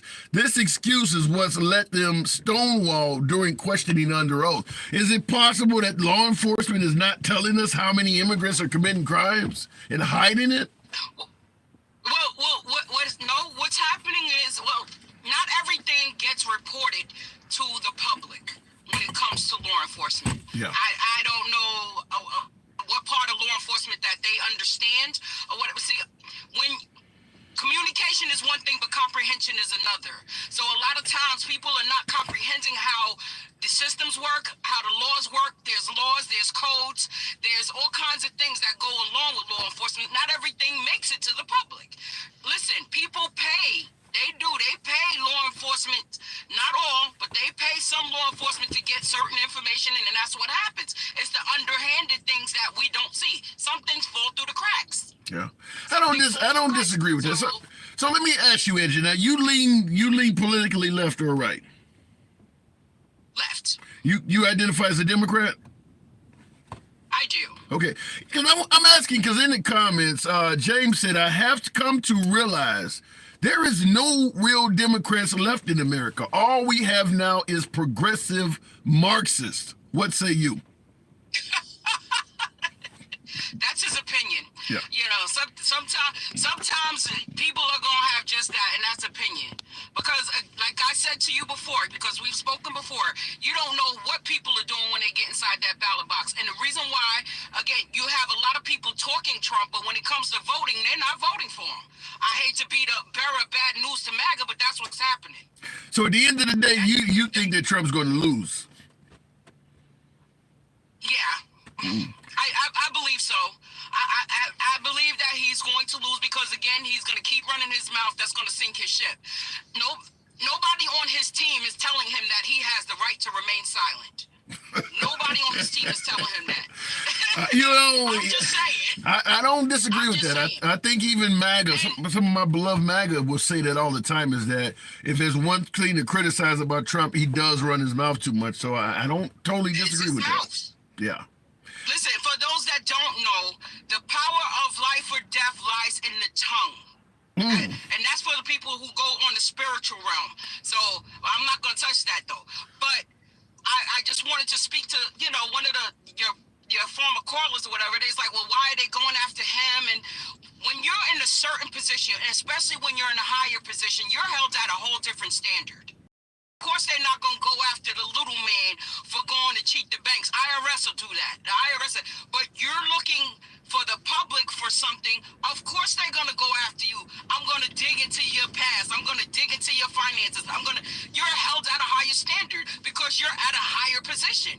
How do they think this stuff works? Yeah, I don't disagree with that, because they went into, that was the whole reason why Obama being born in Kenya came up. I mean, they're going to, just like what Hunter Biden's going through. When you're at this national level, people do scrutinize you more. But I do got to move it on, Angie. Always a pleasure. Okay, I appreciate you. Absolutely, absolute pleasure.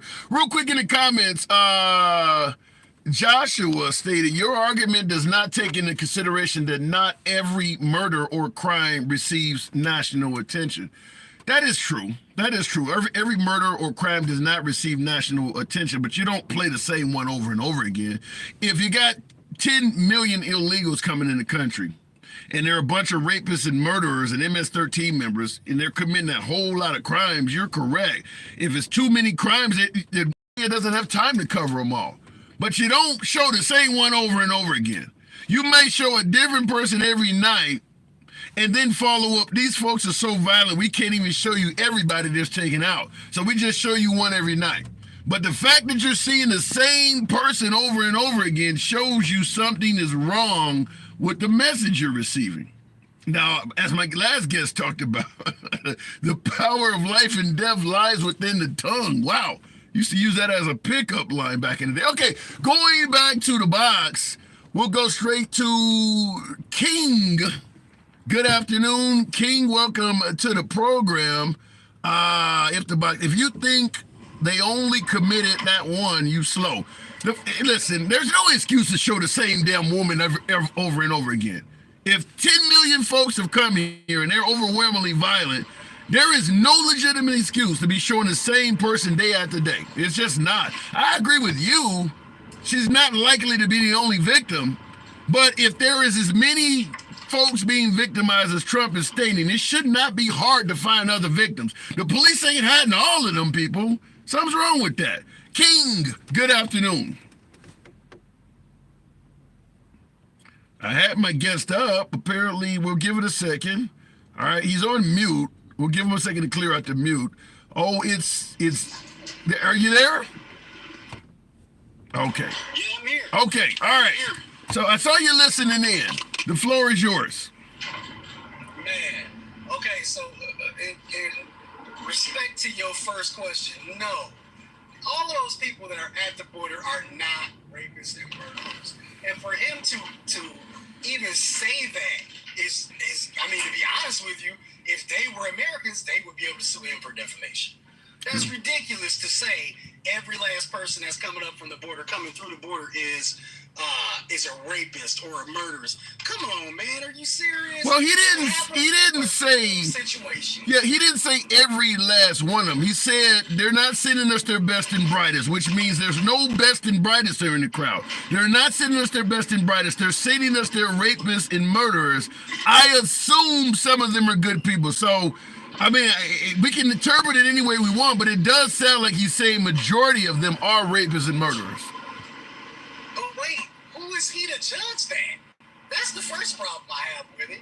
Who is he to judge that? Are we seriously talking about the person who got 9/11 confused with 7/11? Are we seriously talking about that person? And Tim, dog, come on, man. I don't know why you mentioned Uncle Clarence Thomas, Uncle Thomas, and Candace Owens, and what's the other person you named? Clarence Thomas, Candace, Tim Scott.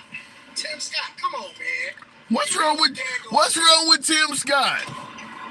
What's wrong with Tim Scott? He got up on stage and made a complete ass of himself. Yeah. He was running against Trump. Why the hell would he say, I love him.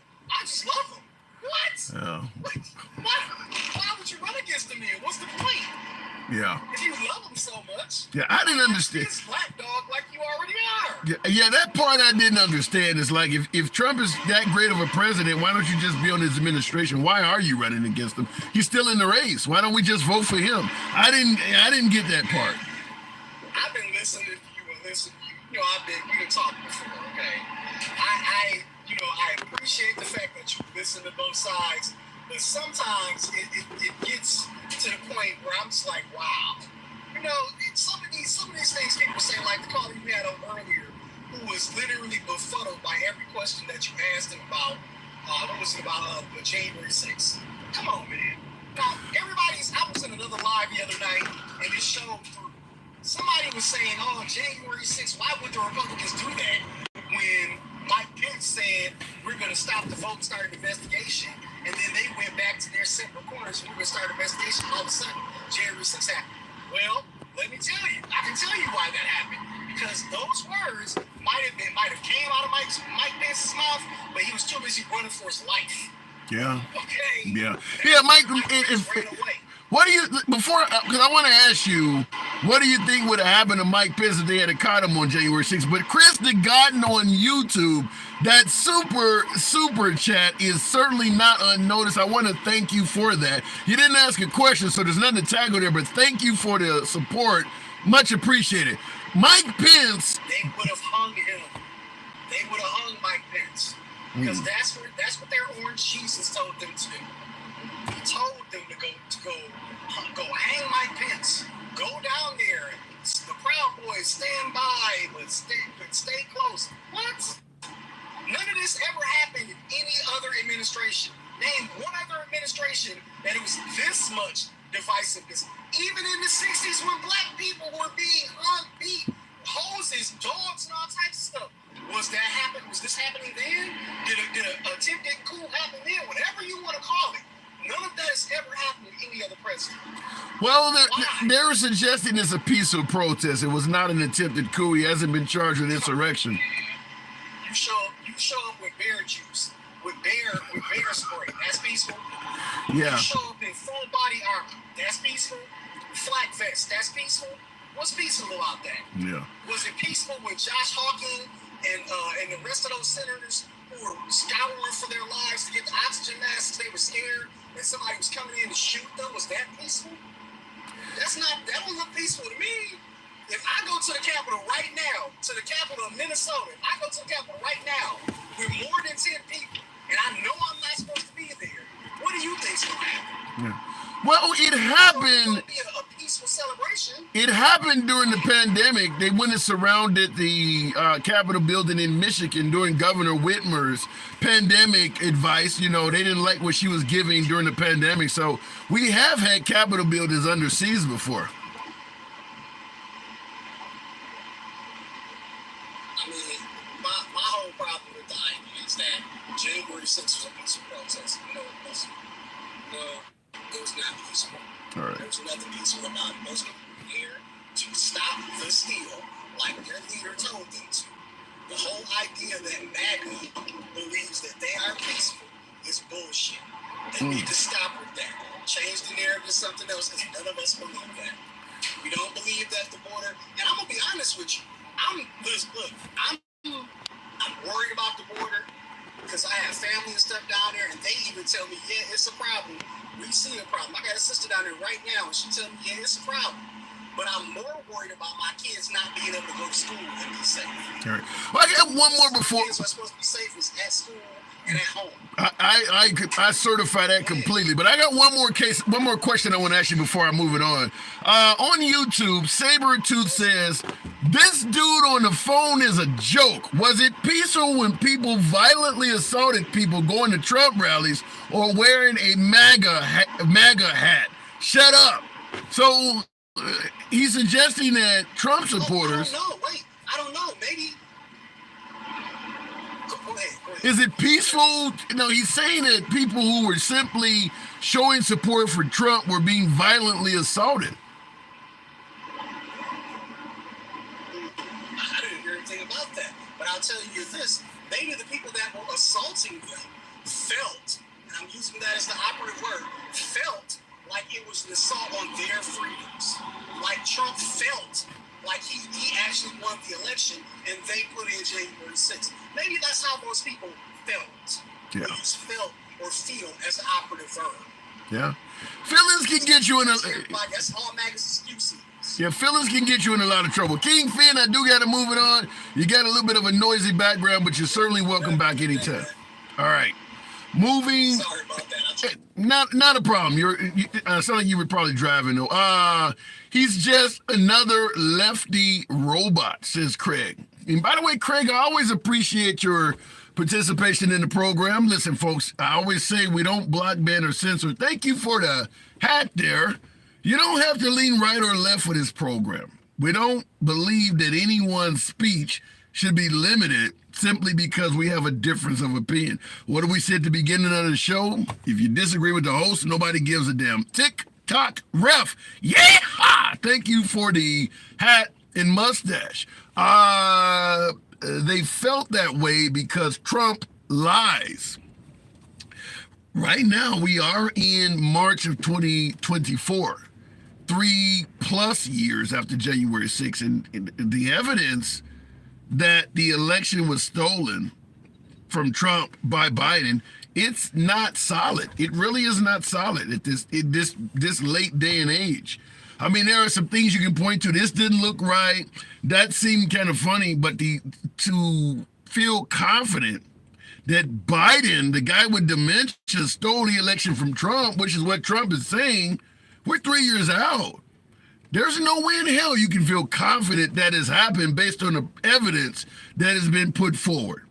Okay, this person was an illegal immigrant and they voted. This person was deceased and they voted.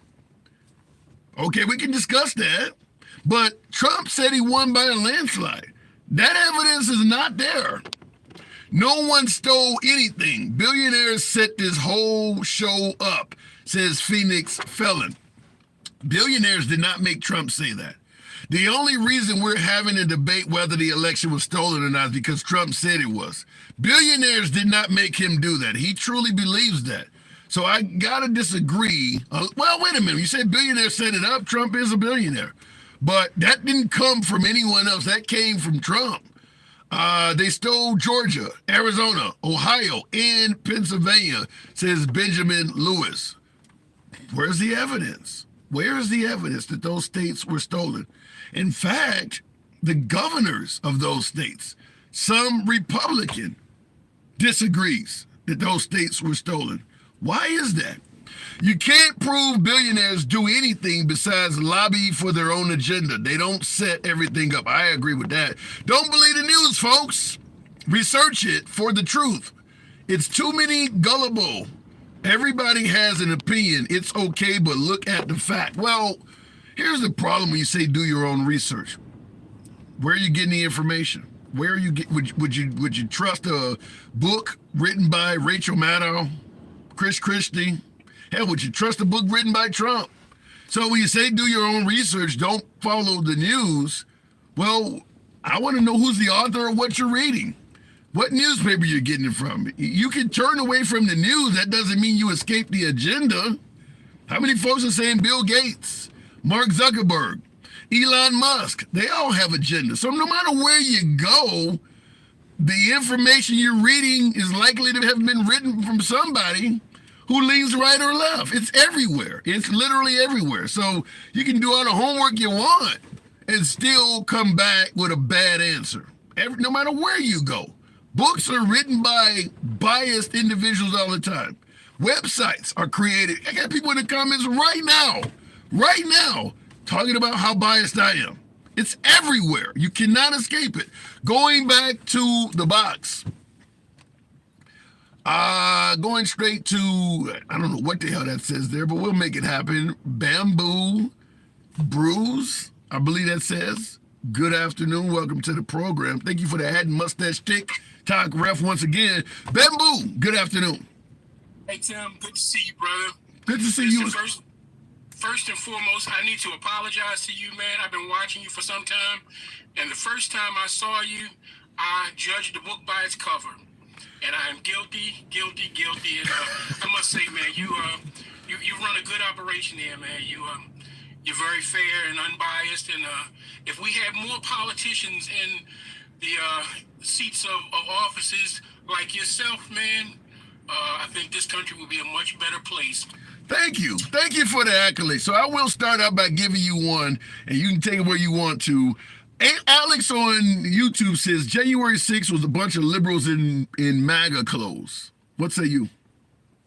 So, you know what? I go by this theory, and I kind of run my life with it, man. Opinions are like a-holes. Everybody's got one. Yeah. Do you think that's an accurate opinion, though? January 6th was a bunch of folks in MAGA gear. Bunch of liberals wearing MAGA clothing. You know, I wasn't there. I only watched from television, and I know television can at times be television. You know, as our Muslim brothers like to say, you know, it's television. It tells a lot of lies. But I have to resort back to my common sense. And what I saw was a group of people who were hell-bent on getting their agenda across. And in getting their agenda across, if it meant storming the Capitol, hurting people, putting people in fear of their lives, then they were going to do that. It was nothing peaceful about it. You know, a peaceful protest, you know, people putting flowers and during Vietnam era. I'm old enough to remember some of that, you know, where they call the flower children, put flowers on the end of the soldiers' rifles. That's a peaceful protest. But when you come with bear spray, like one of the callers said, when you come with bear spray, when you come with body armor on, you come with an agenda. Yeah. I'm not wearing a body armor to a love fest. That's not why we wear body armor. And those people came, you know, it was even stated early on when Trump was first talking at the rally point that he insisted that his security force allow people in who they knew were armed. You know, they knew this. They had foreknowledge of these people being armed, and they didn't want to go through the magnetometers or, you know, the metal detectors and whatnot. And Trump boldly stated, let them in. These are my people. They're not going to hurt me. So you're, based on what you're saying, you almost sound like Trump was condoning a violent outburst. He was. And, you know, you don't always have to tell somebody to go do something wrong. All you have to do is create the environment. You know, mob bosses did it for many years. You know, they look at their strong arms and they didn't have to say go unalive, you know, this person. They looked at him, and that person knew, I know what I have to do. Even if it was the wrong thing, they still went and did what they felt they believed their leader wanted. So at the end of the day, do you believe what took place on January 6th, in your opinion at least, should disqualify Trump from even running, like what Colorado and Maine and Illinois tried to do? Yes, I do believe that, and I'm really, I must say that you know, I've been watching the trials. I've been watching it very closely, and I'm really confused at who has the power now. Is the power in Congress? Is the power, you know, in the courts? I really don't even understand it anymore. But I do say this: even if you didn't say go do it, if you didn't say don't do it, you're just as culpable for the crime because they came there on your behalf. They supported your agenda. They supported your presidency. They were there because they were frustrated or, mad or upset or in disbelief that you lost or believed that it was stolen. And you had the power, you being Donald Trump, had the power to say, listen, there's a process in our country. Our forefathers put together a system of workings in our judicial system that if we don't like the way something pans out, then we go through the judicial system, we go through the procedures, the steps, the policies that have been put in place, and if the outcome comes that says that we lose, then as men, we accept the outcome. All right. And I say men, non-binary, but just, as human beings, we accept the outcome because we put this system in place and the system works if you allow it to work. All right, Bamboo, well stated. Appreciate you coming on in here, man. Anytime. Come on back through. If I could just drop one thing, I've been trying to get on, man, for a couple of days about a statement that was made, about when Trump said to the audience, I forget what state he was in, but he said, these lights are so strong yes. that I can't even see. I believe I stated that wrong, by the way. Somebody corrected me. I think he said the lights are so bright he can only see the black ones or something like that. You can only see the black ones. Yeah. So I want you to remember this, because I haven't heard anybody say it or write it, and I looked closely to remember that this was always a racial statement, because it said, how could you find black people in a dark room? Look for the whites of their eyes. I've never heard that before. Damn. That's you say look for the black, look for the whites of their eyes, and that's where you'll find them. And that, to me, that was his undertone. That was his statement. Racists don't always have to come out and use the N. So you see Trump as a racist giving a dog whistle on that? I do. Wow. I really do. And he has made so many underhanded statements, like with the blacks for agree with him or support him because of subpoenas and being under arrest and wearing an orange jumpsuit. Why would you attribute that to us? Just as many white people get arrested. Before I let you go, since you said that, I want to push back and ask you, because Austin in the comments is saying, what about Biden? Vote for you and you ain't black. The crime bill's going to come up. What about Biden? The one thing I'll say about Joe Biden, and nobody is totally innocent. And when I look at voting, sometimes you have to pick the lesser of two evils. But what I will say is that when he created that crime bill and pushed that legislation through, our country was in crisis, a criminal crisis. This topic is so deep. For systemic, issues that black people, you and I are black men, we face these systemic issues. Our forefathers faced these issues. These systems were put in place long before you and I were even considered. Okay. But we suffer the pains of these, systemic issues, poverty that produces criminal activity and things like that. So Biden made that statement. It was an ill-advised statement, and I don't. But do you see him as racist? I don't see him as racist. I see him as a man who thought he was doing what was best for not just for white America, but for the segment of Black America who's not involved in criminal activity. Because we suffer more at the hand of our own people in criminal activity than any other race of people. No disagreement there. Yeah, we will want these predators off of our streets. I live in Baltimore, one of the most violent cities. You live in a shithole, according to Trump. According to Donald Trump, yes. Yeah. And it's a beautiful city. If you come down, man, you hook up with me, I'll make sure you get the best crab cake dinner you've ever had. Shit. But, I like to eat. All right, Bamboo. It's a pleasure talking to you. You know what I got to do. Absolutely. Keep up the good work. Thank you. Appreciate that as well. I always enjoy the accolades. Tammy Green in the comments, I am in total agreement with this gentleman. What do you think, folks? Do you think Trump is using dog whistles and trafficking in racism? Yikes. It's so bright, I don't see that particular comment as a dog whistle. I could be completely wrong. I'm just simply saying, my last caller was right. A lot of times racism or hatred is not expressed openly. It's, you know, it's in the form of little hidden statements and things like that. So people can interpret things different ways. But I didn't take that. You know, it's so bright in here, I can only see the black whistle. I didn't see it as a dog whistle. Now, that's not to say I haven't seen dog whistles and some other things Trump has did. We've talked about that on the show numerous times, but that particular statement, maybe I took it different than other people did. I don't think he's racist, but the racist thinks he's a racist, says twin mom. That apparently is true. Even if you think Trump loves blacks, dated a black woman, did for more blacks, hung around Tyson, Don King, you know, Oprah, you name it, that is true that there is a segment of the intolerant white population, and I'm going to say it that way because there's racists of all backgrounds. Whites aren't the only ones that can be racist, but there is a segment of intolerant white folks that do seem to think Trump is on their side.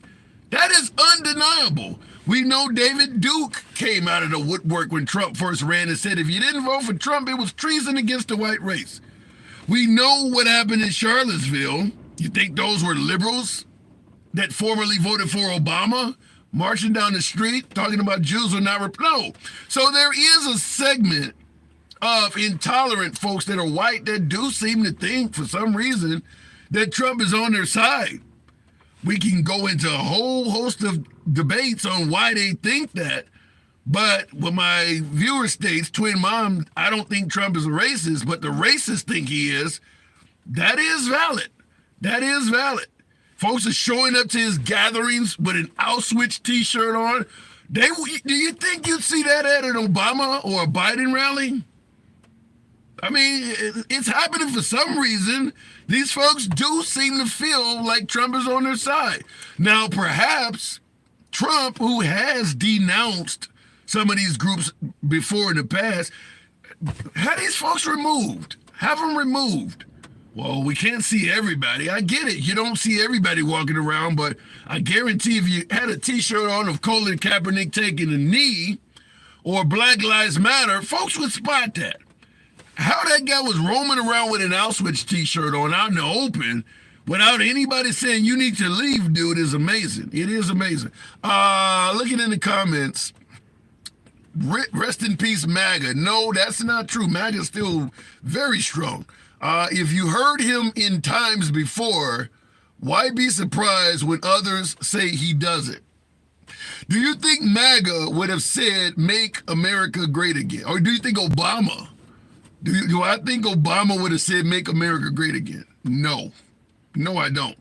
Because the first question that is presented at the phrase, make America great again, is when was America great? And there are a lot of ways to answer that. But for minorities, the answer is always going to be never. Obama being a minority would not, he would never have said that. That's a question that may not be, that's a statement that may not be racist. Make America great again does not have to be racist. It could be a statement that from someone that is not a minority, not even really taking into account the minority experience. They're not racist. They're not even thinking about what it means to minorities. That's what I believe. So, no, Obama would never have said that. Looking in the comments, we still best country, but we definitely have our issues too, says Daniel. Listen, I hear that all the time. America's the best country on earth.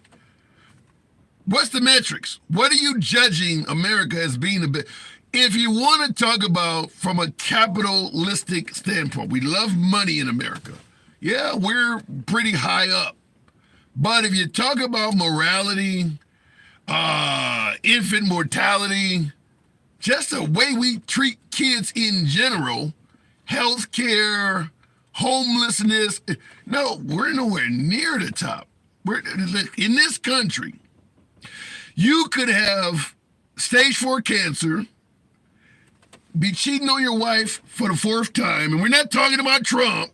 Everything could be going wrong. But as long as you got money in the bank and a nice business, you'll be referred to as successful. Everything about us is money oriented. So if you're judging America as the best country on earth, it's generally from a standpoint of wealth. Folks bring up freedom. We're not the freest country on earth. Whether we're talking gay marriage, interracial marriage, prostitution, marijuana, that's just been legal elsewhere long before it was here. Folks have had the freedom to do that stuff long before you did here. So we're not number one on freedom either. It's wealth. You can actually transition from poor to wealthy. You can do that better here than most places on earth. It's money oriented. That's where America is number one. It's if your only focus is money. What do we say in every election? It's the economy, stupid, because that's all we give a damn about. You start talking about helping out the poor people. Who's going to pay for it? Because I don't want to spend my money on it. We are a money-oriented country. Money is all we care about. What's happening in the Ukraine? Who gives a damn? I don't want to send my money there. Even if it means people dying. I don't want my money going to it. Every problem we deal with that requires money to fix, Americans don't want to do it. Because we don't believe in sharing money. That's what capitalism is about. Me. What did Michael Douglas say? Greed is good. Greed is good. That's how Americans are. So we're number one in the in objectifying money. That's where we're number one in. All that other shit, healthcare, the safety of your child going to school and not getting shot. We're not number one in those areas. Nobody cares. It's about money. Going back to the box. We'll keep it moving with, don't know what just happened there, but DJ Julio, certainly a friend of the program. It's the government, not the people. It's the people, too, because they elect the government while they're talking that shit. I don't know what's happening with the box. What say ye Republicans? DJ Julio, good afternoon. DJ Julio. Okay, my last guest is apparently having a bit of problems there.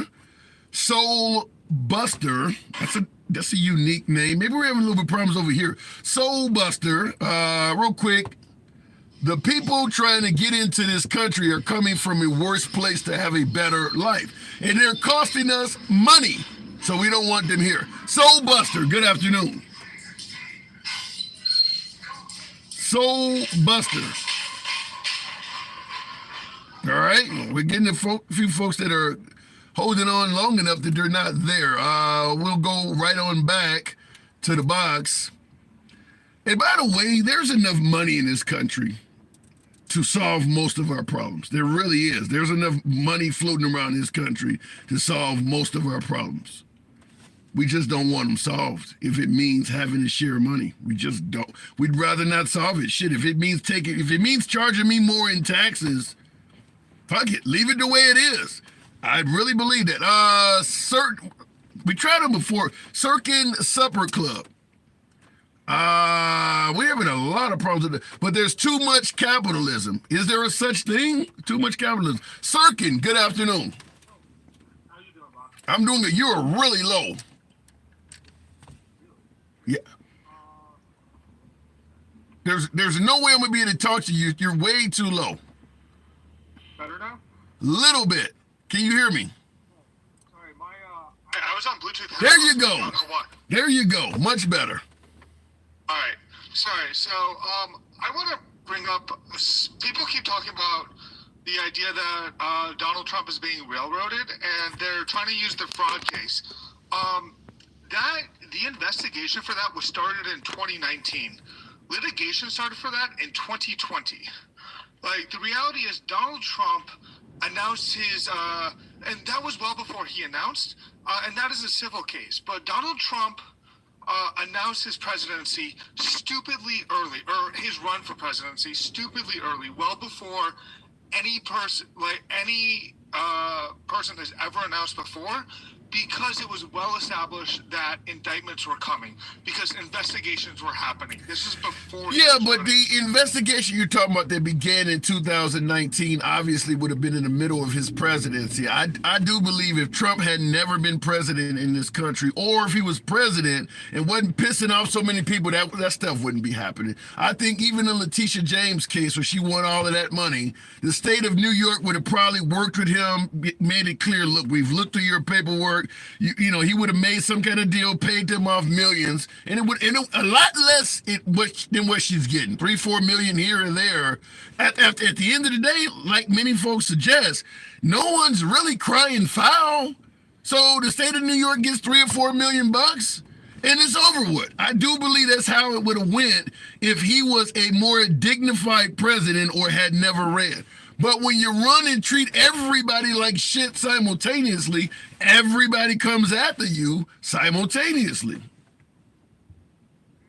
The judge has language in that fraud case, in the ruling, where basically it effectively boils down to, had you just acknowledged, like, hey, I fucked up, I made a mistake, would have been relatively all right, would have been a slap on the wrist. But it was Donald Trump insisting the entire time that he never did anything wrong and everything was perfect, and attacking the court, that caused the judge to be like, hey, this dude has clearly not learned anything, so I'm going to bring down the financial hammer. Yeah, and by the way, MJ Bates on YouTube, thank you for that super chat. Did not go unnoticed. I appreciate the support. Always helps the program out. Thank you, MJ Bates.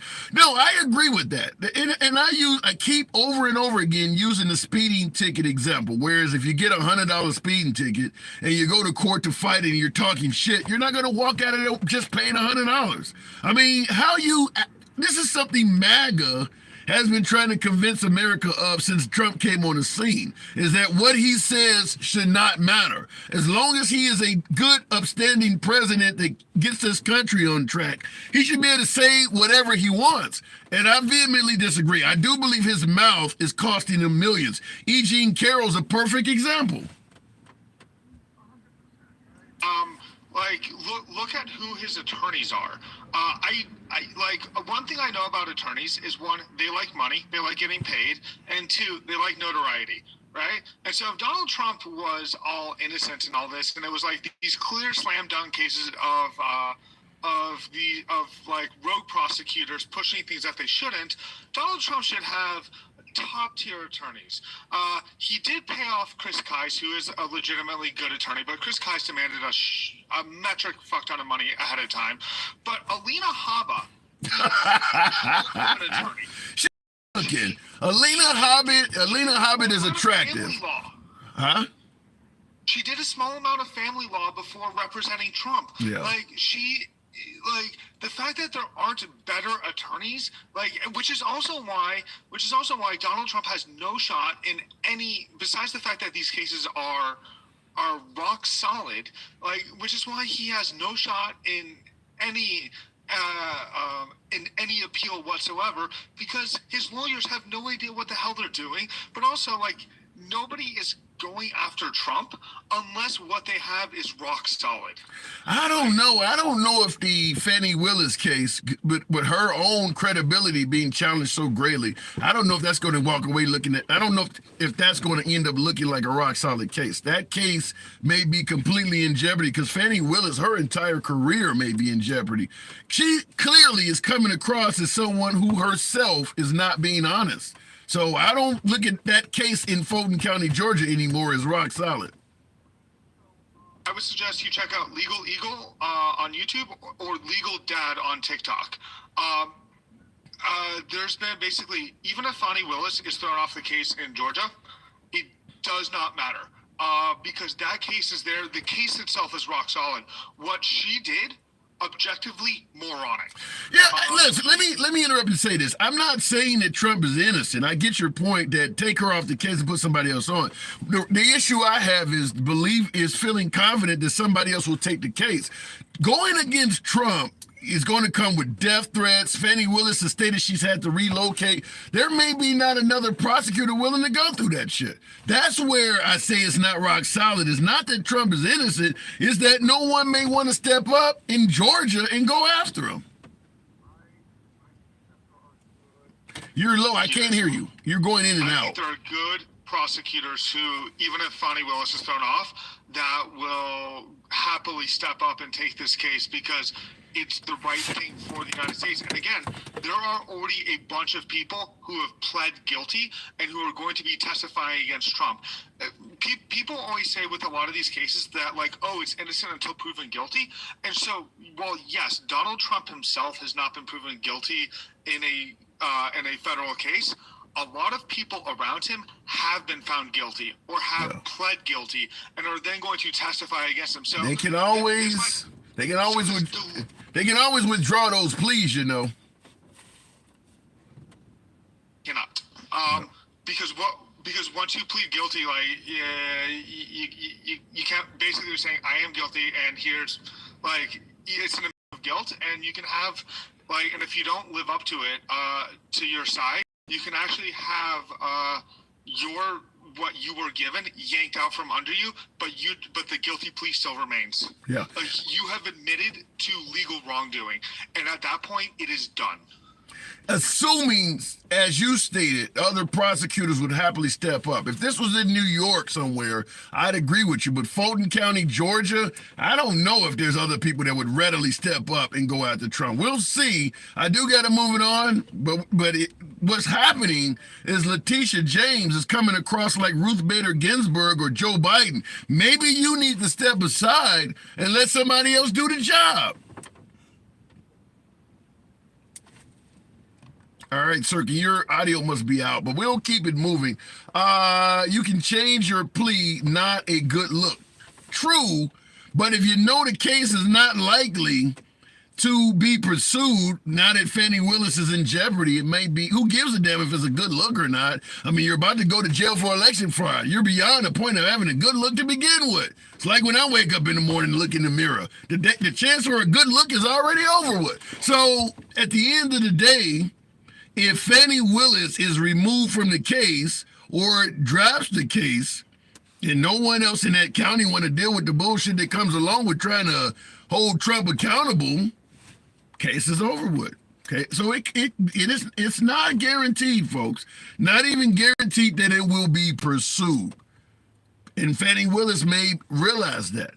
But at the end of the day, her continuing to fight, particularly if they can find that she lied under oath, not only is she discrediting herself, she does make the whole case look weird, because at the end of the day, we're talking about a discredited individual going after Trump, which is going to lead people to say, well, what else are they lying about? You know how this works, folks. You know, I'm not exonerating Trump by any means at all, but you know how it works. Looking in the comments, Fani overcharged. True. Brown's backer. True. Fani Willis did overcharge. And because she overcharged, the likelihood of this coming to a conclusion before November is highly unlikely. She did overcharge. She got a whole, 9 people or something like that? She did overcharge. It's now about principle with her. Yeah, she's going to go down in history as somebody who tried to charge Trump and failed. That ain't a good principle. You are not even vote for Trump. You are not even vote for Trump guaranteed, outlaw. I don't quite get that. You're just using that to cause conflict. How is it causing conflict? We're detailing something that is actually taking place in Fulton County, Georgia. What part is being used to cause conflict? And remember, we're talking about Trump. Rapists, murderers, vermin. Causing conflict is how we do things. What do you explain that? Explain. I'm really baffled on that. Why is it so important to go after Trump? God first loved the name because folks believe he is a threat to democracy. Just like folks believe that Hillary Clinton offed a bunch of people and was corrupt, which is why MAGA thought it was really important to go after Hillary Clinton. Some people see folks as bad and they think it's important to go after them. That's how it works. Appreciate the question. Peace and calm isn't in Trump's best interest. I vehemently disagree. Vehemently disagree. Peace and calm would have you dealing with a Trump second term right now. If Trump was a peaceful, calm individual, he would still be in office. I really believe he would have got reelected if he was peaceful and calm. Plus or minus the handling of the pandemic, we can talk about that. But if Trump was peaceful and calm, he wouldn't have did what he did to Dr. Fauci either. I mean, all of that is the lack of being peaceful and calm. So yeah, if Trump was peaceful and calm, he would be coming to a conclusion of a second term. I really, really believe that. All you had to do was simply let the CDC, the World Health Organization, FDA, Federal Drug Administration, and perhaps Dr. Fauci, or could have got rid of Fauci and put somebody else out there. Yo, put Ben Carson up there. Let them decide for medical purposes what the medical community should do. Get out of it. Instead, Trump's on television. I know more about COVID than anyone. What? Say what? So as a result, he's kind of on the outside looking in, and he's hoping he gets in. Some polls say he may not. So we'll see. His ego knew more than the professionals. That is absolutely true. I know more about what's going on in Afghanistan than the generals. I think he said that also. He was known for, I mean, these are just outlandish statements. I mean, this is not just lies. This is, my dick is 2 foot long type shit. Like, why are you even saying that? Like, you don't know more on what's going on in the ground in Afghanistan, than the general. I mean, just really tall tales, for lack of a better term. Looking in the comments, Trump is always like, yeah, I don't know. I don't know why you would do it. Folks love it. It has gotten him a lot of success throughout life. I'm not just a billionaire, I'm worth 15 billion. A lot of folks like the over exaggeration. A lot of folks like that stuff. It's worked well for them. But in the White House, when now you're starting to do this and hurt people in power, and they're using it to come after you, then at that point it's not. Laugh my ass off, 2 foot, barely half that. Yeah, not to get into dick measuring, but he says, no, 2 foot long is ridiculous, barely half that. Barely a foot? I don't think you're in bad company there either. Real quick, why can't you guys just beat him at the polls? Says God first. That's probably what's going to have to happen. But keep in mind, if folks believe he doesn't even make voting at the polls honest, why would you try to beat him? Isn't that what folks on the right are saying about the liberals? We got all the votes, but Biden in his basement is winning because you're cheating. Both sides are now accusing each other of cheating. So you say, well, don't take them to court, just beat them at the polls. You got both sides believing we're dealing with a rigged system. So there goes that. Do people really want Biden again? Andrew Welch asked, no. The answer is no. People do not really want Biden again. What they really want is for Trump to go away, and a large portion of them will vote for anyone other than Trump. I believe my beloved MAGA refers to them as never Trumpers. I've said this many times. Why the hell did Biden get more votes than Obama? Is that even possible? This guy's in his basement. What do I always say? On our 2020 election ballots, there were 3 boxes. You could vote for Trump, you could vote for Biden, and there was another fictional box that you did not see that stated, I'm not a big fan of Biden, but I absolutely despise Trump. That box did not exist in reality, but had it existed, it would have received tens of millions of votes. But due to the lack of it being a real box, all of those votes went to Biden by default. The majority of votes against Trump are votes against Trump. They're not votes for Biden. Folks are not voting for Biden. They're voting against Trump. And he could, again, exceed Obama's vote total. We haven't even heard from the women yet. You seen how folks have been acting? Now that Biden told the Supreme Court you're going to see the wrath of women soon, you haven't seen it yet. So don't count Biden out, sleepy or not. Some people don't even give a damn if he's awake. What did Mark Cuban just say last week? I wouldn't vote for Trump if Biden was on his deathbed receiving his last rites. That's about as much of a never Trumper as you can be. And I understand Kevin O'Leary is all over right-wing media because he's a Shark Tank businessman speaking against Biden. Well, Mark Cuban's even more successful, some would say, from the same show. You don't see him on right-wing media, but he said he would not vote for Trump even if Biden was on his deathbed receiving his last rites. So there you go.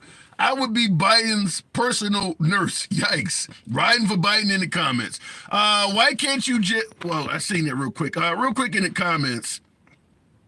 Trump is really trying to save this country for everyone, and people don't understand how deep it runs, what they're trying to do to all of us.